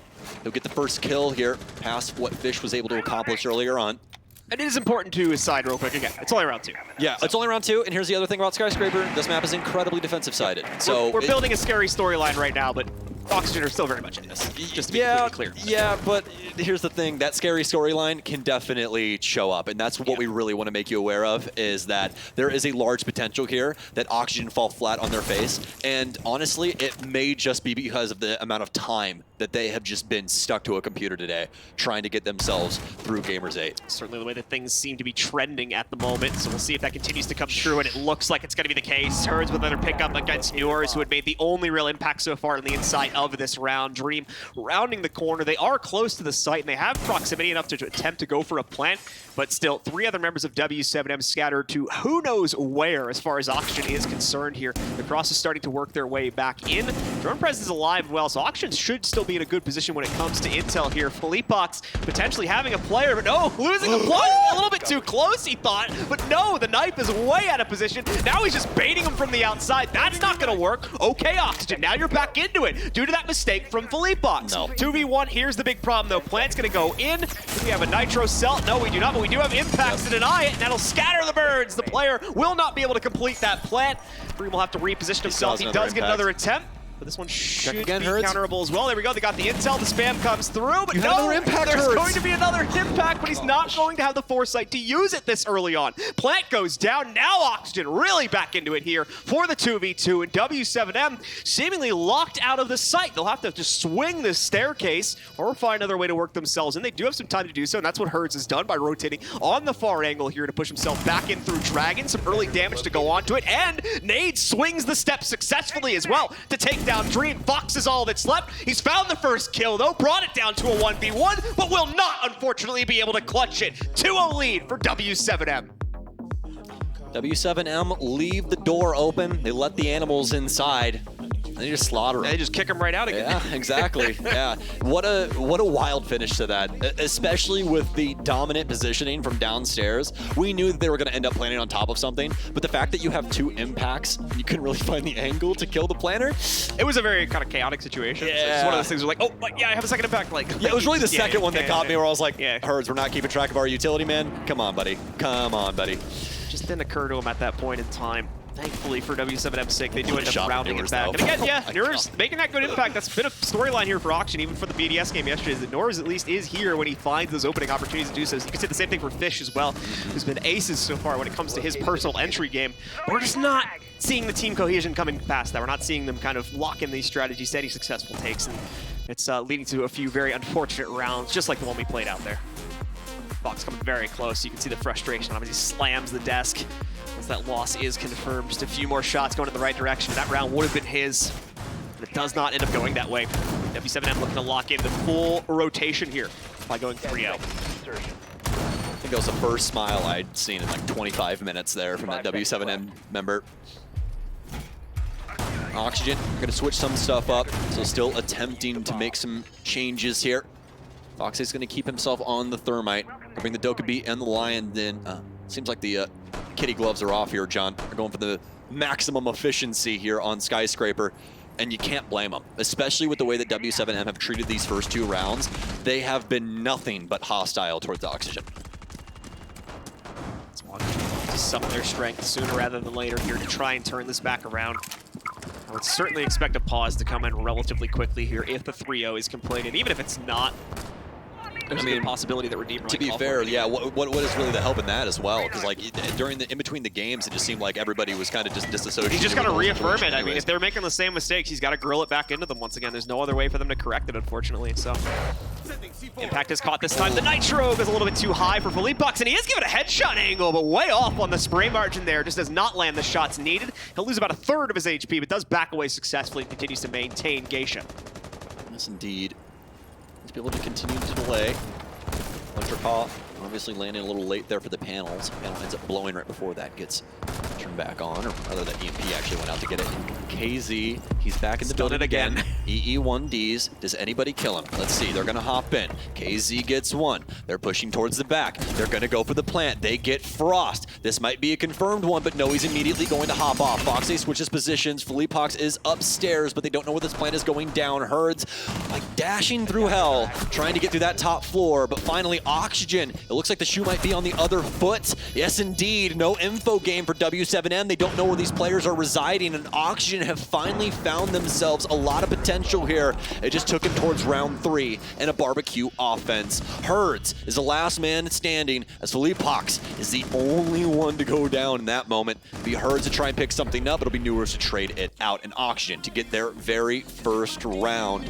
And really the first time that I felt some energy inside of this game out of Oxygen. I mean, even when we first started Cafe, it just did not seem like they had the energy base to really start competing, especially once W7M got the ball rolling. Newers and Foxy get the gold stars for that round. Mainly Newers as well. They're supporting Foxy in the midst of the plant. Foxy reignites himself once that job is done, and we see him pick up, I believe, 2 kills in the post plant. But it's Newers surfing around the rooms near barbecue, constantly keeping the W7M members guessing about where he's going to be playing from. That allows him to pick up, I believe, the other 3 kills over the course of that round, making this run out from KZ, which again, credit to him, that's the 3rd time, if memory serves me correctly, in this series, he's pulled off a run out and did not get punished for it. Yep. So he's going to be able to pick up those kills, but ultimately they give him a moot point, just because of the fact that we see that rush come in from Oxygen to counteract it.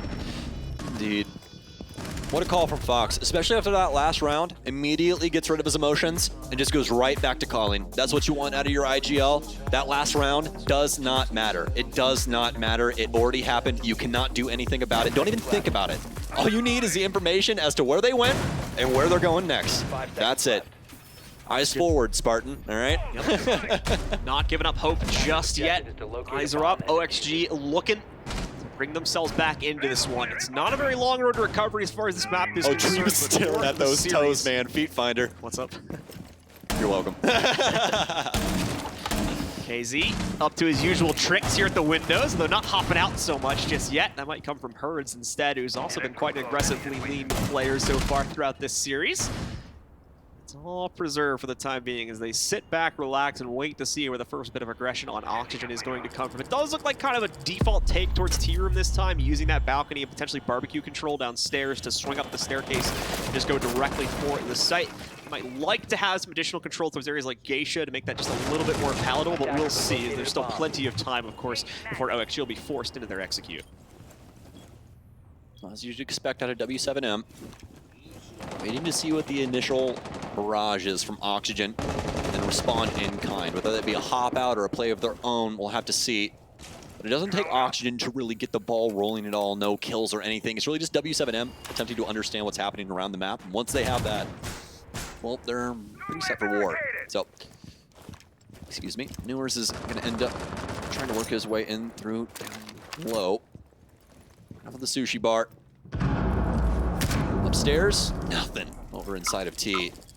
So far, pretty slow moving around from both ends. Oxygen has been able to bide their time and work their way into some pivotal positions, but it hasn't really garnered them all that much just yet. KZ in the meanwhile here still lurking around the upstairs part of the map here, looking for an opportunity to frag out against Foxy or anyone else building up their positioning on the outside. He continues to hold Geisha control. Even with the nade pressure that had come his way, all of it has already been chucked out, however, so they cannot bully him out any further. Philippe Hawks as well, just ready for the challenge here, but reveals himself a little bit too early if they heard that audio cue correctly, which I believe they did. One player should have caught the fact there's going to be one of the defenders here on a close angle for barbecue steps, and indeed, Newers is more than ready for it. He finally comes to bear on that fight. KZ, though, still picks up the opening kill, but it's Newers to immediately respond to it. Foxy was the one that got dropped downstairs. However, his job, as far as utility is concerned, is already done, so it's not a major loss to drop the hard breach at this late phase of the round. Still, a loss when it comes to their entry power. Once again, look at the aggression coming from the inside of Geisha. Yaga just doesn't know how to handle himself there and falls down to the pressure. Fish, thankfully, again, quick on the trades in the favor of Oxygen. Restores the advantage. Fish pushes another another one into his team's favor. But once more, got tunnel vision a bit too much there. Did not expect the flank to come from Herds down below. He counters him out into the 2v2. 15 seconds to go. Herds still has the Nitro in pocket, and he knocks out Dream with it. And Nade still waiting inside of T-Room, unchallenged throughout the round. Gets a nice, easy fadeaway frag to end the round itself. Kind of a one-man show there, minus that frag from Fish. It was really Newers getting a lot of that heavy lifting done for Oxygen. Nobody else able to ignite themselves and assist in round 4, past obviously what we talked about, Fish. W7m able to quickly try and recoup from that. Oxygen making a decent amount of headway on that top floor, but the Valkyrie especially, not only on the house stairs, but also that Nitro cell from down low to prevent the plant, was really the moment where things fell apart for Oxygen. Once again, cannot go understated just how solid of a round that was for Newers, especially that kill over on Black Stairs. I mean, there's only a handful of people in the world that can work a situation like that. Done by W7m to maintain their composure all throughout that, as Oxygen constantly looking for a way to bully their way, but just could not make it happen. Back to square one as far as they're concerned here. These primary sites just not working out for the attack. Still get deeper and deeper into the series. W7m looks solid to try and lock in the 4-1 advantage for themselves now. Once we see a major change-up from OXG, they are going to once again bring in a very similar lineup that they used on this attack previously. Hopefully, Yaga actually stays alive more than like 5 seconds into the round here to actually use these track stingers. He got spawn peaked last time. We didn't even see these go onto the board. This time, looks like he'll be able to make it. It was Dream that got spawn peaked with it. Was it? Yeah. It might have been. It definitely was the track stinger. Yeah, it was this operator. Yeah. I know that. It was the gridlock either way. Indeed, it was gridlock. So see if potentially keep him around. W7m didn't go for an aggressive peak last time, which makes me think. Hi, Philippe Bucks. There we go. Oh, and it's against Newers too. That's like the worst player. Look at, I mean, like just look at the KDs, and that shows you the impact that's now missing, basically. Yeah. Like we need to see Fish step up here a little bit. Unfortunately, it's his time to shine. Otherwise, this round. Yeah, listen here, not Yaga. gonna be looking good. Listen here, corn boy. Wake up. All right, I get to say that. I'm from the same state. Let's see. 0-3. He's winding up for it. Oh, no, not the Jackal! Not the Jackal Dream! Oh, Oxygen's Dream is fading off into the night. I think Hertz has an idea as to where Fish is coming from as well. He should have seen this drone. He might have an idea, but he doesn't have a clue. We'll see. Hertz makes bit of a tough situation for Hertz here, but I'm crying at the club. He has the confidence from previous rounds. The cross from Fish is off the mark. It does not counter him out. Hertz is still toying with him. Another shot against Foxe as well. Oxygen, you've got to stop the tide somehow. At least Fish trades it out, but it's again a moot point. It doesn't matter. The round is done.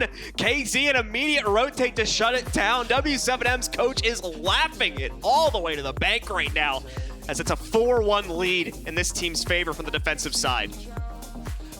There's the timeout from Oxygen. I just want to see Redeem talk. Because I've gone hysterical, I'll be real. Like, not looking good. XG looking a bit more composed now, at least, based on what we were seeing in the pregame here. But yeah, Redeemer needs to come in with some big intel. Otherwise, this is going to continue to fall further and further out of the hands of Oxygen. Just look at these disjointed situations, John. Yeah. This is a thing about Siege that will always get you in trouble. Always. I don't care how good you are at the game. If you are going on these one-on-one tropes and just hoping that it's eventually going to work out for you, I'm sure it will sometimes, but it won't all the time. And that's the issue. It is a play that isn't always going to work. It's a coin flip. It's not something where you have a tradable player there.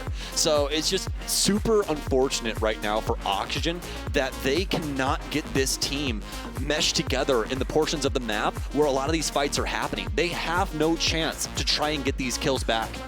W7m speed running their second half of this overall first half right now here, as they've already reached their tertiary site. This is the one where Oxygen found success that was prompted by a slight rush play from both Foxe as well as Newers to steal site control when W7m weren't expecting it.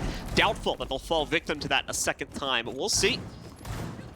I've seen more surprising things happen in the past, so maybe once again Foxe and Newers are able to pierce the veil one final time here to set up his team for a potential second round, which will still leave the team in a somewhat palatable position to at least try and work the defensive half of this map. 5-1 though is going to be a brutal scoreline to come back from, even with the potential benefits of the defensive side switching halves. You can say that again.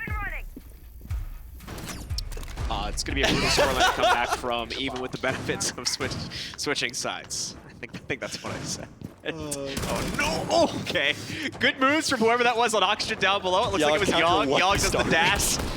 Jukes himself out of the way, baits the shots out. Finally, an unsuccessful opening kill attempt here from KZ. Hit him with the pseudo jump peek there. Well, Oxygen, what do you have for us, man?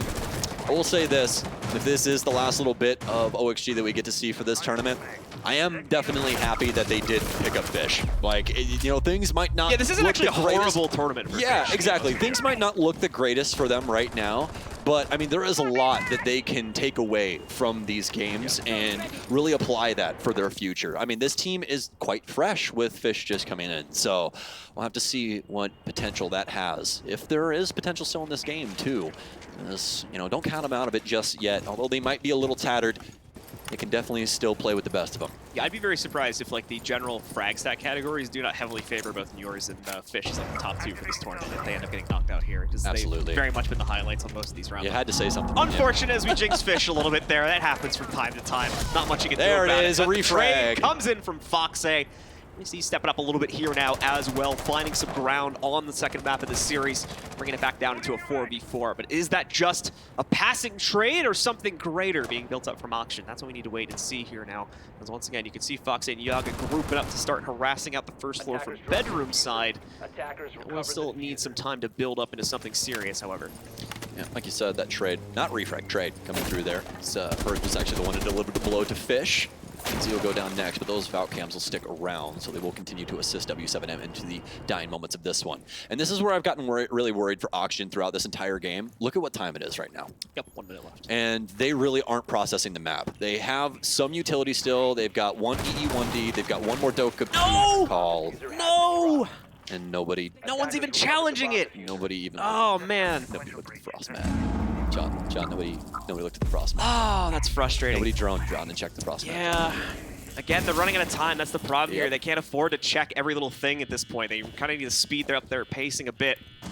That's something you could have found out in the first 10 seconds, John. Yeah, well, Foxay at least finds a very important pickup here against Nade. They're still into it with this cross. JV92 with the transfer onto Yaga shuts down any potential coming from that side flank. Newers and Foxay, the dynamic duo from the last time this site was attacked, is all that remains. Newers, however, cannot survive as JV92 goes off with a third kill in this round, and Herd speeds past the drum to lock out Fox. JV92 bodies to his name. That guy is slaying right now. Incredible stuff out of the bar there. W7m looking to take this Skyscraper map so easily. Cafe, there was a little competition back and forth. 7-5 took us to the max of regulation. Skyscraper, definitely not the same thing. But here's the thing though, we are switching sides now. And we saw just how crazy it is to play through Skyscraper on the offensive side. And this has been a routine thing since they remade this map, folks. There has never really been a moment where the offense was just blowing people out of the water, except for like what, maybe like the first week. Once teams got pretty set on their defenses and realized just how terrible it is to clear that top floor, I mean, it's never changed. It's been such a difficult path for a lot of these teams to try and get through, clear out all of that utility, clear out players, worry about angles, and get a bomb down, all in under 3 minutes, which makes it seem like it would be the easiest thing ever with that amount of time, but clearly not. All right, just 2 rounds needed for W7M out of the next 6. 1/3 out of the next rounds need to fall under their control. This map and this series will go to them, leading unfortunately to the elimination of Oxygen as well. Oxygen, of course, if they pick it up. Map number 3 on Clubhouse, in case you weren't with us earlier to reveal those maps, is going to be in the cards. And yours, building off of the confidence that he had from earlier on in the first half here, has the lineup, but is spotted by the player on rappel there from W7M. Newers does not feel it's worth it to continue guessing against it. It's KZ on the other side of this one, between him as well as Herd. There was plenty of early round shenanigans to be seen from those 2 members of W7M, so they know what to expect here when it comes to early round aggression. And Newers, unfortunately, ends up on the losing side of that, even though he stays alive, loses about half of his HP, so he'll be worse for wear in the next big team fight.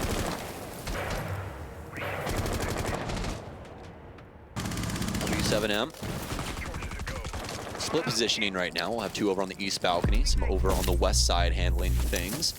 This is fantastic as they're keeping everybody dedicated to different portions of the map. Everybody's gonna have to take their own fights. Nice one from Fish, almost able to get the second one, but the transfer there from JV92. You saw him pre-fire through the terrace door just to see if he would rotate through, but a beautiful flick. Allow Fish to meet his demise. It's gonna be trade back and forth here. W7M though, still so much time, and that's what we've seen throughout the history of W7M here at this tournament, is that they are not afraid to try and make moments happen early on in these rounds, but now Auction, because of Skyscraper and the way this map is, they're starting to find some success of their own. Did he really just hit him with the fadeaway? That's the Fox we know. Nice Nitro Cell out of him. He'll knock down JV92. It's up to Felipox and Nade. Might be able to pick him back up as he is recoverable, but they might also be aware that he has been downed. Oxygen getting aggressive here now to try and stop any buildup on W7M's side of things. The retrieval will be successful for JV92 as he'll be brought back from the brink, but he'll still be pretty close to the brink, unfortunately, at only 20 HP after the revive. Nate not able to control the spray to get the easy pick against the player behind that deployable shield. Has to wrap into it more directly. That player will give up the ghost. It's yours, backing away from things and reinforces the panel on the complete fallback as well. Just is able to lock that one back in here. Yaga as well, nicely played out here. He's got the shotgun at close range. That's a quick pick. Oh, and the long range one too to finish things off. He's like 1 HP. Yeah, okay. Well, either way. Yeah. Little pellet luck there. Pellet luck there. Yeah, exactly. You needed like 1 pellet though. So, but either way, very strong defensive round from Oxygen, and I'm gonna harp on this one more time. That just goes to show you how Skyscraper goes, man. This map is such a tough cookie to crumble when it comes to the offensive side. W7M even having some problems with it, and they're the ones with their foot on the accelerator. All gas, no brakes here, my friend. So it seems like Oxygen has some control over things when it comes to those default sites. As with maps like this, though, where you have those 2 very strong upstairs sites, there is still that 3rd potential site that Oxygen are going to have to worry about when they rotate down into either more than likely living room or barbecue, assuming that this round is a success. W7M did go 1 for 2 on that specific site downstairs, so they do have that little bit of an advantage in that even if they lose these 2 sites upstairs and then at least win the attack downstairs, they do that on both the rotations, and this is still going to go into their pocket at the end of the day. So Auction needs to lock down a full rotation at least once here to have a hope of not just taking the lead away, but potentially taking it to overtime should W7M win just 1 of these next few rounds. It'll be Lion IQ and Hard Breachers to back it up. Really love the operator selection that we've been seeing out of W7M. It's very streamlined. Good idea about their Hard Breachers, you know, making sure that if somebody does die, yeah, it might be a deal, but it's not the biggest deal in the world. They quickly learned from the potential issues that surfaced for Auction in the previous half as well. They're not going to waste any time playing around with the double reinforcements that's coming out from the Electric Claws as well as the Bandit batteries. They're just bringing the Maverick so far 2 runs in a row. It's like, okay, if it really is a crucial wall, we're just going to Mav it open, not waste any time with that. It's going to eat up a minute or 2 that we really don't have when you have to clear out this massive map every single round, basically. Exactly. Maybe the Selma's out here from Nate. He'll be opening up the panels for the office. I'll be very aware of that as nobody has actually gotten the default cam outside. I am so very impressed, actually. Usually that is the first thing that happens. This is the most default camera in the world, by the way. It took him a whole minute to get it. And I'm like 90% positive it was KZ because it was on. Yeah. That's just funny. So a little bit of an intel bleed goes the way of Oxygen. You might be copper, but are you that copper? I'm just kidding. I'm joking. KZ and the rest of W7M still trying to build up their initial control right now, prioritizing the T-room side of things as there's a natural extension deployed there for Oxygen. Fox8 yet again striking true here. Last few rounds have really been showing him hitting the ground running. He's picked up quite a few frags in the last 3 to 4 rounds now. Now positive currently at 7 and 6. That puts him right alongside the other top frags currently on his team. As Newars also sits at 7 to 5 and Fish a little bit further behind that at 5 and 7. Away from that, still a very slow clear coming out here from W7M due to Fox's initial pick. They are giving them a bit more respect over the Oxygen defense now. Like I said before, they seem to have a bit more of a grasp for things here on the defensive side. On a very defensive-sided map that may give them enough of a boost to try and push this to a tie point. W7M, I mean, they have a lot of potential here. They still have 4 players, still have a decent amount of drones. I mean, it's enough to be able to look around or have Herds assist them. That's exactly what he's going to be doing as he is on Felipox's camera. More than likely just have that set up for rotations. We shouldn't really see a peek out of Yaga here. There's no real reason for him to try and step up over the top of the shield until somebody gets closer. All because of that shoddy. He's going to play it so well. Very well done there, Yug. That's exactly what we need out of you. Going to continue to hold down that area. JV92 worked his way in on the back end. Going to keep sending the shots through with the V308. Won't be able to take down the player in behind the little bar here. Whoa, nice nitro though from Dream. That'll be poured out onto JV92. Nate will go down 2, and that'll be all she wrote as Dream. Be able to take out one more for Oxygen. They're waking up, man. It's almost on to hour 13, and these guys are playing lights out defense here on Skyscraper. Oxygen taking no chances in the way they play that office defense as well. As Good soon as energy out Foxe of gets that Redeemer open, too, man. What's up? Good energy out of Redeemer too. As soon as Foxe finds that opening pick, the entire team peels back entirely, and we see situations being played out like we had from viewers behind that deployable shield. Not taking any ego challenges, no risk being taken. What's up? It was Yaga. Oh, sorry, yeah, Yaga. But same point either way. As once again, the players just not willing to try and risk their lives. They're playing the absolute security of the site over everything else, and as you see, it gets a pretty clean round at the end of the day here. I do feel like there was a little bit of utility mistakes made by w7m there, mainly in the fact that the Maverick, assuming it's stuck in play, was kind of underutilized there, as we never really saw him being able to open up any of the walls. They kind of just used those pocket EMPs to open up some of the outside walls, when the Maverick could have done that. And as we saw deeper on the interior, there was still a lot of additionally electrified walls because of the fact that they brought both the Bandit as well as the Cade, and I think they would have liked to have maybe 1 or 2 more of those open, but just never really had the opportunity to do so because it was too awkward of a position for Maverick to try and work so late into the round. If they'd had him potentially open up some of those outside office walls, maybe we could have seen a bit more open territory be propped out there by w7m by using those Selmas later in the round. w7m are constantly going to be soul searching. Another op lineup change here for them, trying to find something that works. The Flores coming in now to try and dislodge a lot of this shield play. They've noticed that Oxygen are favoring this. And the other thing about this op lineup for Oxygen, once again, no Jaeger, no Amai. These throwables are going to land, but the beauty of it is there is no frag grenades. They will have to worry about, obviously, Ash with her breaching rounds, but AZ is going to be the first up to the plate. Does he hit a home run? He knows he's working into the corner. Flash out. He's working this so beautifully. He's not going to swing into it, though. He's worried about the other angle over from Shrine. And, I mean, rightfully so. Fish is standing right there, just waiting. Oh, no. Perfect. Oh, wow. Not able to get around the desk. It hurts. He's going to take down Foxe instead. What a find. Just finds his time here. Supports his teammate well enough to get Foxe down to the open. Once again, he trucks that nitro. Knocks him down. So Foxe finally faltering here when he's had pretty good success rates so far, both inside of this half and towards the tail end of that first half as well here. But no longer the case. Table's been flipped, and now it's w7m with the opening kill advantage. Have to wait and see how Oxygen are going to try and respond to this. Do they double down on the aggression here, or do they do something similar to the last round here, where they just don't want to take any additional risks and peel back? I think it'll be the earlier of those two, but once again, that's not really worked out in the long run here. If we look back over to Cafe, they tried to do a lot of the same thing, and were punished so heavily. We're seeing the same thing to an extent happen here. Noors comes back into it, however, as he finds the counter onto KZ and brings the numbers back down to a more palatable point at a 4v3. I can't believe I just watched KZ step into an angle with his mag out of his gun. It's getting late. you can just tell. You can just tell. Not going to be the equalizer that they were looking for. Herds. All 3 kills to his name. Indeed, man. He is going off right now on this oh wait, Ash. that's a player. 12, 5, and 5. They're looking to try and nip this one in the bud. Philip Hawks will go down, but there's no potential for them to try and pick him up, John. So don't worry about it too much. They're more than likely going to be able to rotate around and secure this pickup. It's down to Dream and Fish. Dream, it's been a hard tournament for him so far. This could be the moment to turn up as Herd's got the quad. This is the time, Dream. LMG in hand. Let's see you get it done. 40 seconds remaining. Mav right around the corner. I think they're aware of his positioning, though. He turns on a dime, and it's going to be JV92. No ace, but it will be practically a flawless round for w7m. You can see the score. w7m, 1 out of the 2 needed. Already picked up here. It's got to be 3 in a row from Oxygen now. Otherwise, elimination, unfortunately, sits in their future here. They will not be able to move on to our playoff stage. The current major champions will be going forward instead here. Let's see if they'll get it done, as it is a return to Karaoke Tea Room. That was certainly the most one-sided round we've had so far in Oxygen's favor. Maybe at least 1 round still to come on the board. Get a 2-round comeback instead. Make things a little bit easier for them.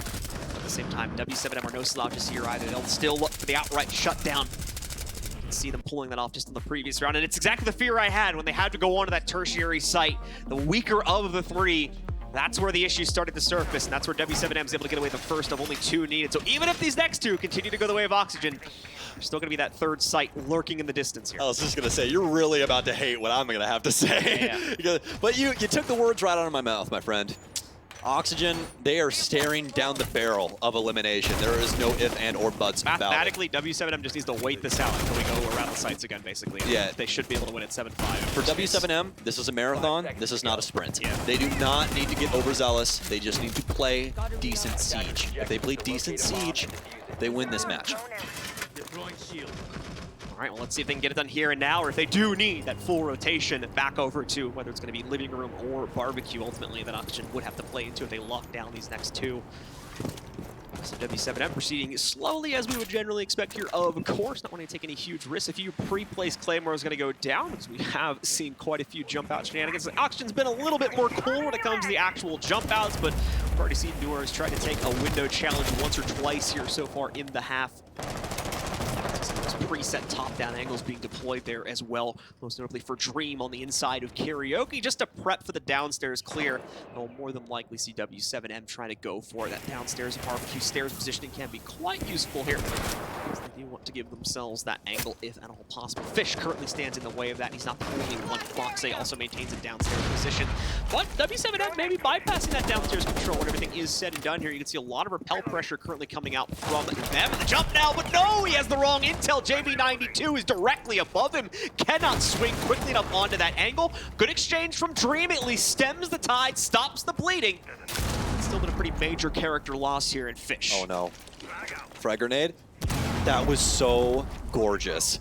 What a bounce off that wall right there. And yet again, no my discs, no nothing. Foxy will be able to find KZ down low, so at least be able to equalize, but problematic for OXG, especially as it's only halfway through the round, and this is the water that w7m loves to operate in. Blind is a bat there as he gets flashed out twice.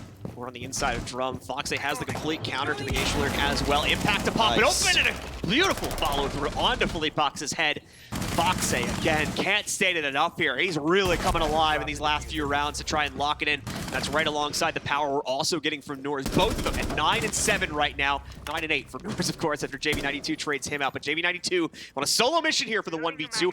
Time is workable. Just under a minute to play this out. So we certainly had no lack for time. But Intel's going to be, slightly worse for wear. Maybe not so, as he nearly gets the pre-fire off onto Foxay. Has that intel on Yaga, it seems, as well. This is winnable. Absolutely the case, assuming he knows both of these players' positions, which I would say is a pretty strong bet based on that pre-fire he tried to go for Foxay. He can't plant because Foxay is soulless, and that's why he's constantly trying to spin around and see where they're at. That Echo drone, too, is going to be a big issue, but has been able to spot that at least, so has dealt with that for now. He knows he's got one right here. Goes for the direct challenge. Nicely done. Beautiful drone intel coming out from his teammates on presets to allow these to happen, by the way. Plant on a table and it's solved. That's all you got to do. Plant on a table and it's solved. He might be able to shoot him through the wall here, John, if he's able to read this. Does he hear the plant going down? He pre-fires through. He hasn't found him. JB92, he gets the plant down. Oh, Fox, the moment has arisen! JB92 shuts it down and sends NA's, well, Oxygen home. I was gonna say. And the major champions are moving onward as they qualify for our playoffs starting tomorrow morning. Beautifully done from w7m after they have to go for a barn burner 3-map series against BDS to start out the day. Unable to control that one, but they find their revenge here against Oxygen and a qualification into our playoff bracket along with it. Big congratulations to w7m and commiserations to Oxygen. It has certainly been a tough day for them here over the 2 series that they have had to play. Yeah, absolutely. A difficult round there. And one of those ones that does provide a little bit of a head scratch as well, too. I mean, we have that initial hop out by Fish there. In those dying moments of that round, don't you wish you had an extra body? Defenses overall, I think we're fine for Oxygen, even looking at it just at an overall scope. It was mainly the attacks that were the big problem, and the analysis desk mentioned that even for map number 1 as well. Here just could not piece things together. They were getting toyed with constantly by the more aggressive side of w7m's defense. And realistically, they never got control of that. Even going into map number 2 here, we were still seeing players like KZ, like her, just getting away with these jump outs, run outs, window peeks, and it was constantly being a thorn in the side of Oxygen as they had to start down 4v5, 3v5, and a 1v5 as we saw in that one cafe round with the 2 runouts that each scored 2 kills as well. Hopefully Oxygen's going to be able to go back to the drawing board once they get themselves home, prep themselves a bit more for the next phase of their play, which will more than likely be the NAL Stage 2 coming up relatively soon as well. Let's look at the interview ready, folks. Let's head down to that with our winners. And then there were 4. Congratulations to W7M. Commiserations, of course, to Team Oxygen. I am joined, as I always am, for a post-W7M conversation by Felipox. Man, first things first, congratulations. You've proven once again that, yes, you could be regarded by many as the greatest team in the game right now. You didn't seem to show any fatigue. It's been a long day for you guys. You're not tired? Yeah, we were actually very tired before the game, so we drank a lot of coffee, so we could get up. But yeah, it was a good game. Yeah, well, I mean, Oxygen, you know, they're a tough opponent, and you made light work of them here. Again, you know, we say that it's never light work in Siege, but anytime you get a 2-0 victory like this, it proves to be, you know, you're a very formidable opponent to come up against. Yeah, our pick, we knew we were gonna win. Like, we knew Café, we are very strong. And their pick, Skyscraper, we didn't understand very well because it isn't a map that they play a lot. And it's a map that we are very good. So that's why I think we should them. فيليبوكس معنا في المسرح أعزائنا المشاهدين بعد ما W7M صار هو الفريق الرابع المتأهل معنا إلى البلاي أوفز. سولفنا معاه شوي على كيف أنتم قدرتوا تستمرون طول اليوم مع أنه كان يوم جدا طويل بالنسبة لكم. تقريبا راح نكمل 12 ساعة في البث المباشر.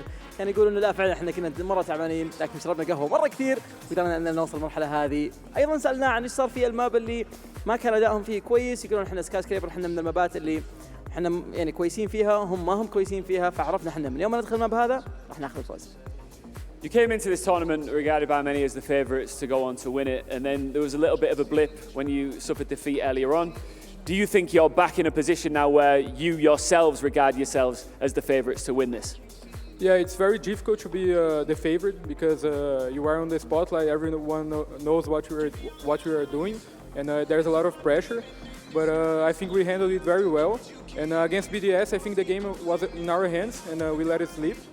But we came strong against Oxygen, and we are going for M80 now. سألنا فيليبوكس عن موضوع انه W7M هو من اكثر الفرق اللي مركزين عليها ودائما الناس تتكلم عن الفريق هذا بسبب انه كثير يقولون انه هو الافضل في العالم. فالشيء هذا هل هو يعني هو الان صار عندهم فرصه انهم يرجعون الى المقدمه ولا لا؟ كان جوابه انه لا فعلا احنا الان اشوف انه رجعت ثقتنا شوي مع انه خسرنا جيم واحد الا انه الشيء هذا ساعدنا اننا نقدر نرجع الى الفورمه حقتنا بالاخير يقدرون يفوزون الجيم والاخير زي ما شفنا احنا تاهلوا للبلاي اوفز. Felipox, you mentioned the M80 there. They'll definitely be watching this, so what do you want to say? Bodega, I'm coming for you, man. Woo! Okay, that's what I like. Congratulations once again, Felipox and to W7M. Our top 4 teams are, of course, locked in now. BDS, Falcons, W7M, M80. Those are our top 4 teams that are making it into the playoffs. The semi-finals commence tomorrow. Are you ready? I'm ready. All right, let's cross back over to the desk to look back on what was our last best of 3 of the day. خلينا نشوف اعزائنا المشاهدين وش ممكن يصير في البث الثريه اللي بتصير غدا ان شاء الله لانه حتى الان 4 فرق وصلوا عندنا للبلاي اوفز.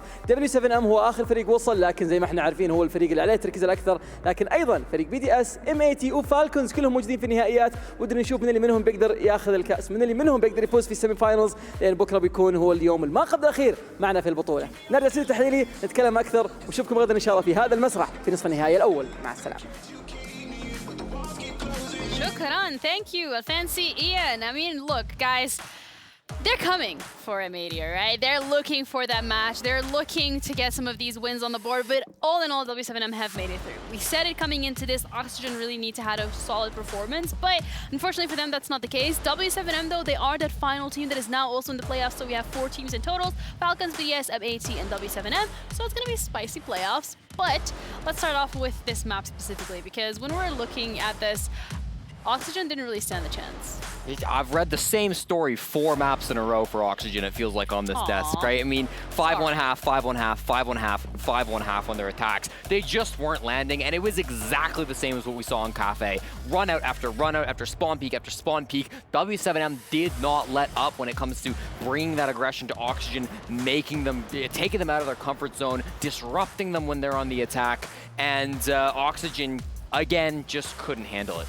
No, I think when you've got a team, and unfortunately this, I've got to say this, unfortunately, is when W7M were playing with their food, when they were spawn picking, when they were jumping out, when they were doing some of the most audacious stuff that you're not used to seeing inside of professional competitive play, to Oxygen when it's W7M on the defense, you start thinking like, what's going on? Yeah. It looked like it was Diamond players against like gold, silver players.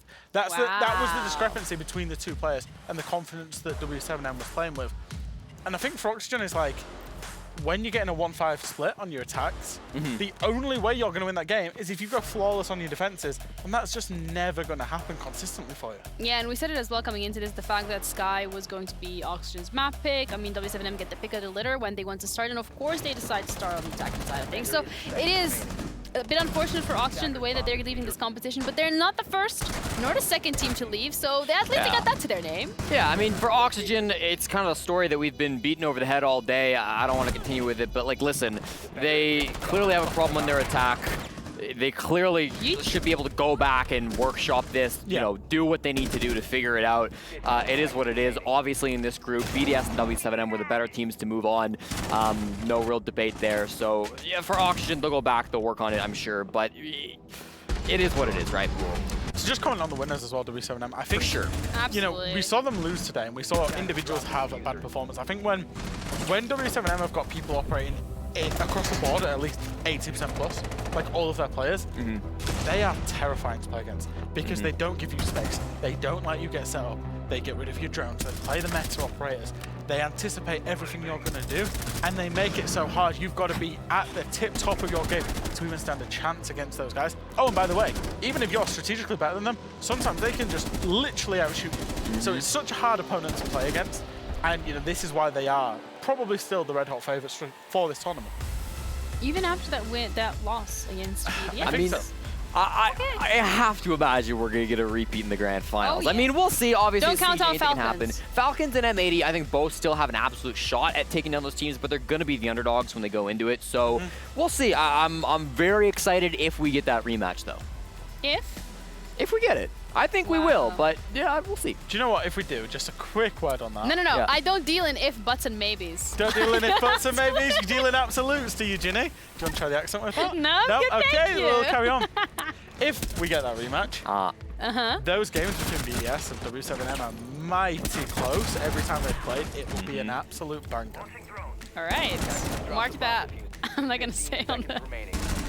Just mark it down, okay? I was gonna say put it on the tombstone, but I feel like that's a bit too dark for this because you know we still got some time going into this. But W7M, they have put forward the performance, and one of the things that we really have highlighted so far is the thing that the matches where you learn the most from are the ones that maybe don't really go your way. So them having that opportunity to go back to their game up against BDS, go over that best of 3 that they played, pick out the nitty-gritty things that maybe didn't really go the way that it should have gone, gives them an opportunity to improve. Unfortunately for Oxygen, they're not gonna have the opportunity to do that because they're out of the competition, but W7M have gathered so much material today to give themselves the best start tomorrow.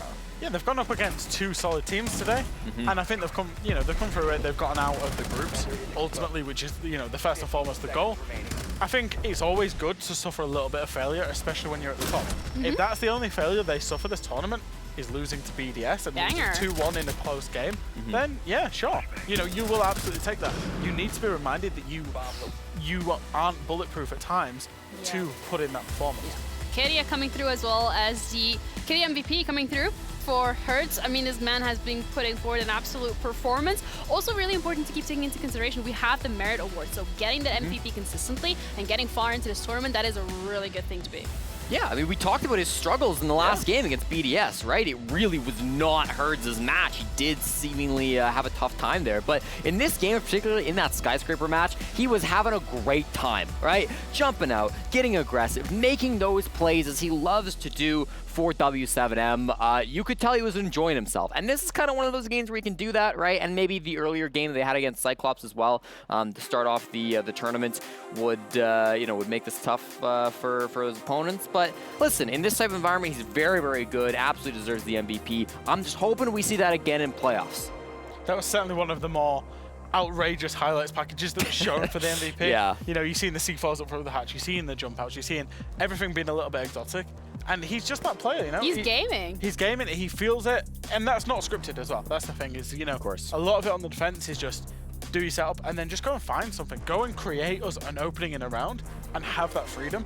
And that freedom clearly works when, you know, he's pulling those type of clips out. Yeah, gaming as well, though. The entirety of the w7m roster this game specifically started, so to say, gaming, because when we were looking at their performance against BDS, a couple of elements pushing and pulling here and there, but this time around it just felt like more of a cohesive unit. We're going to be looking at the Colonel's choice in terms of the highlights for today. The first match coming up, Falcons up against NIP. I mean, this one going the distance as well. The fact that Falcons have closed it out in such close fashion is also something to be very commemorated. Of course, and it was a great clip there from Pino, but I think that's actually a really sick clip for the Falcons because it's a real down moment for them. You know, they ended up in that moment kind of throwing the game away, throwing away Cafe to bounce back to still be NIP through the end. I think it really does show their perseverance, and then we saw, of course, there on that next map, Villa goes their direction, coming back 7-5. Obviously, huge moment for the team, making it back to the playoffs here in Gamers8. They've got a lot to be excited for, a lot to be happy for. Tough road ahead, of course, but that's always going to be it, right, when you play Rainbow Six Siege at the highest level, so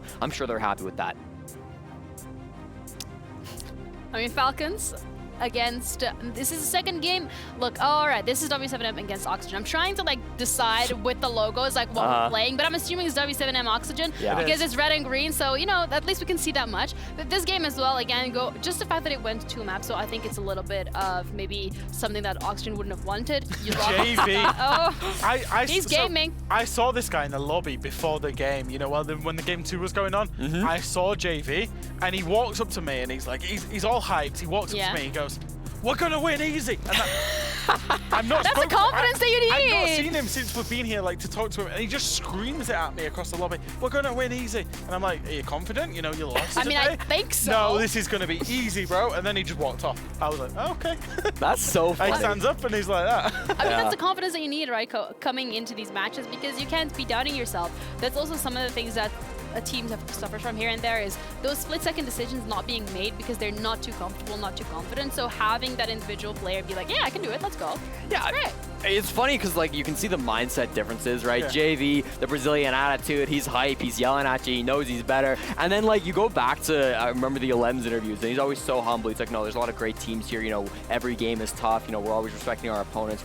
We believe in ourselves, but these are tough games. JV, where are you? I mean, it's great. The top teams we've seen so far. You know, they're like balancing each other out It's perfectly. the same thing. Like I interviewed Felipox after their win yesterday night, and I was like, "How was that game?"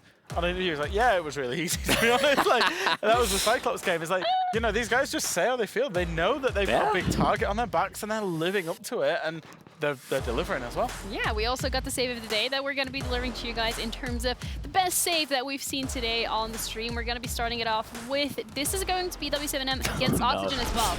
Oh, we know this round.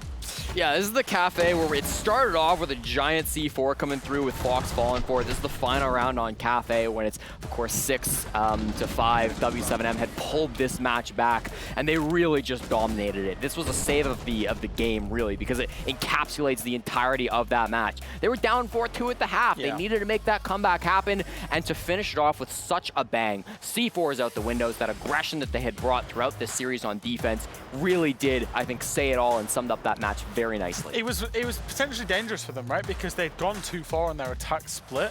So to then come through on their defenses and then do that, you know, it was almost a sweep within Cafe. I know it's 2 halves to every side, and Cafe is a little bit like that. And it was a big way to end that game because the rounds just kept teetering on, and it looked like it was careering towards overtime. Obviously, they pulled it out right at the end. Yeah, they did indeed, and they closed it out to an also great series from w7m as well. But as we said, we know they're going to be going up against M80, and that is also going to be an interesting one to have a look at, because at the end of the day, both of these teams are so incredibly strong, and I can see you smiling, rubbing your hands. You're like, yeah, Ginny, let's talk about w7m and M80. He wants to talk about his American colleagues. Well, I do, because it's Battle of the Americas to get started in the semifinals. I'm actually so hyped for these games. I think we got 2 great matches coming up in the semis, but yeah, NA versus Brazil going on for one of our semis, and then we've got MENA versus Europe as well in the other one. We've got 4 regions. Every single region is locked in and loaded. I absolutely love it. There's so much variation as well. Back. Just, sorry. Tomorrow's going to be a rough day. We've got MENA, we've got EU, we've got NA, we've got Latin America. We're not going to have NA much longer. 4 different teams though, that's great. Yeah. It's great. It's going to be really interesting to see as well which regions are going to be heading into the finals. But before we kind of discuss tomorrow, we also have ALG play of today in terms of what we've seen. And that was Pino specifically, because just have a look, guys. You'll see for yourself. an absurd play, and one that we kind of talked about earlier, you know, this being maybe a tough one mentally coming through from the Falcons. This is a must-win round, and of course, match point round 15 as it always is. You know, I like the attacking strategy, using the Capitao smoke bolts to stop those angles from up above. There's no Warden coming through to see through that smoke. They start the plants. They do get off of it, so they kind of aren't suring themselves in this plant, but when Pino gets forward, he makes his aggressive plays, and he gets in, finding those picks. I mean, he really takes over this round. And then here in the 1v2, I think if they're a little more put together, you know, if they could slow down time, Falcons could definitely have won this, but I think this peak here, a little over-eager coming through, but yeah. I think realistically, Pino's role in this attack is to facilitate the plant. It's not to get the ace to win the round. And I think the fact that, you know, some of his teammates trolled, especially on the Monty, the fact that the Monty has died in the post plant there, I don't know how because it was off camera, but the Monty has died off camera. And your Capitao is brought to facilitate the smokes, to allow the entry into the site, to allow the plant. It's not then brought to then get all 5 kills to win you the round, to win you the game. So for me, that absolutely is the play of the day, because when others weren't stood up and counted, Pino was like, I'm the guy, and I'm just going to get this ace. We're going to win this round. We'll get to map 3. I know it didn't work out in the long run for them, but individually, that was an excellent play. Yeah, individual great performance from Pino. In general, what we've seen today in terms of the Siege, I mean, except that final series, every single game today, every series went all the way to the distance, and that is something that we're expecting from tomorrow as well. We just collectively put all our individual brain cells together and figured out that every single region is still in the competition. We have NA, we have LATAM, we're gonna have, well, maybe not APAC, but we're gonna have MENA as well as Europe. So it's gonna be a tough one tomorrow because we are going to be saying goodbye to a team as well. So it's like, you know, it's gonna be in those finals, really. It's exciting, and I mean, the fact that we got to say goodbye to 2 teams, we always do, right? And that's going to show which are the two top teams. Well, no, but it makes it more exciting. It means all's on the line, right? You got to cheer for your region to come through, because if they don't, that's it. That's true. Are you trying to like hype yourself up in your own region? Like, is this your own pep talk? I'm hyping up every region. I mean, I actually think our semifinals are an amazing set of games. I think both of them have, you know, different storylines that make them individually amazing. You know, if you're going to have w7m against M80 that could have been a final in its own right. Yeah. It's, you know, BDS Falcons, the revenge story. Classic. Falcons on the home ground, BDS, the remaining champions. There's so many storylines between these 2 different fixtures that are completely different. I'm all for it. I'm all for it indeed, and I'm sure you guys are really looking forward to it as well, but that's going to be tomorrow because we're ready to sign off for today. So thank you so much for tuning in and sticking with us for all these best of 3s. We're going to be back tomorrow with 2 best of 3s with the semifinals to crown our champions that are going to be going into the finals on Sunday. So make sure you tune in. See you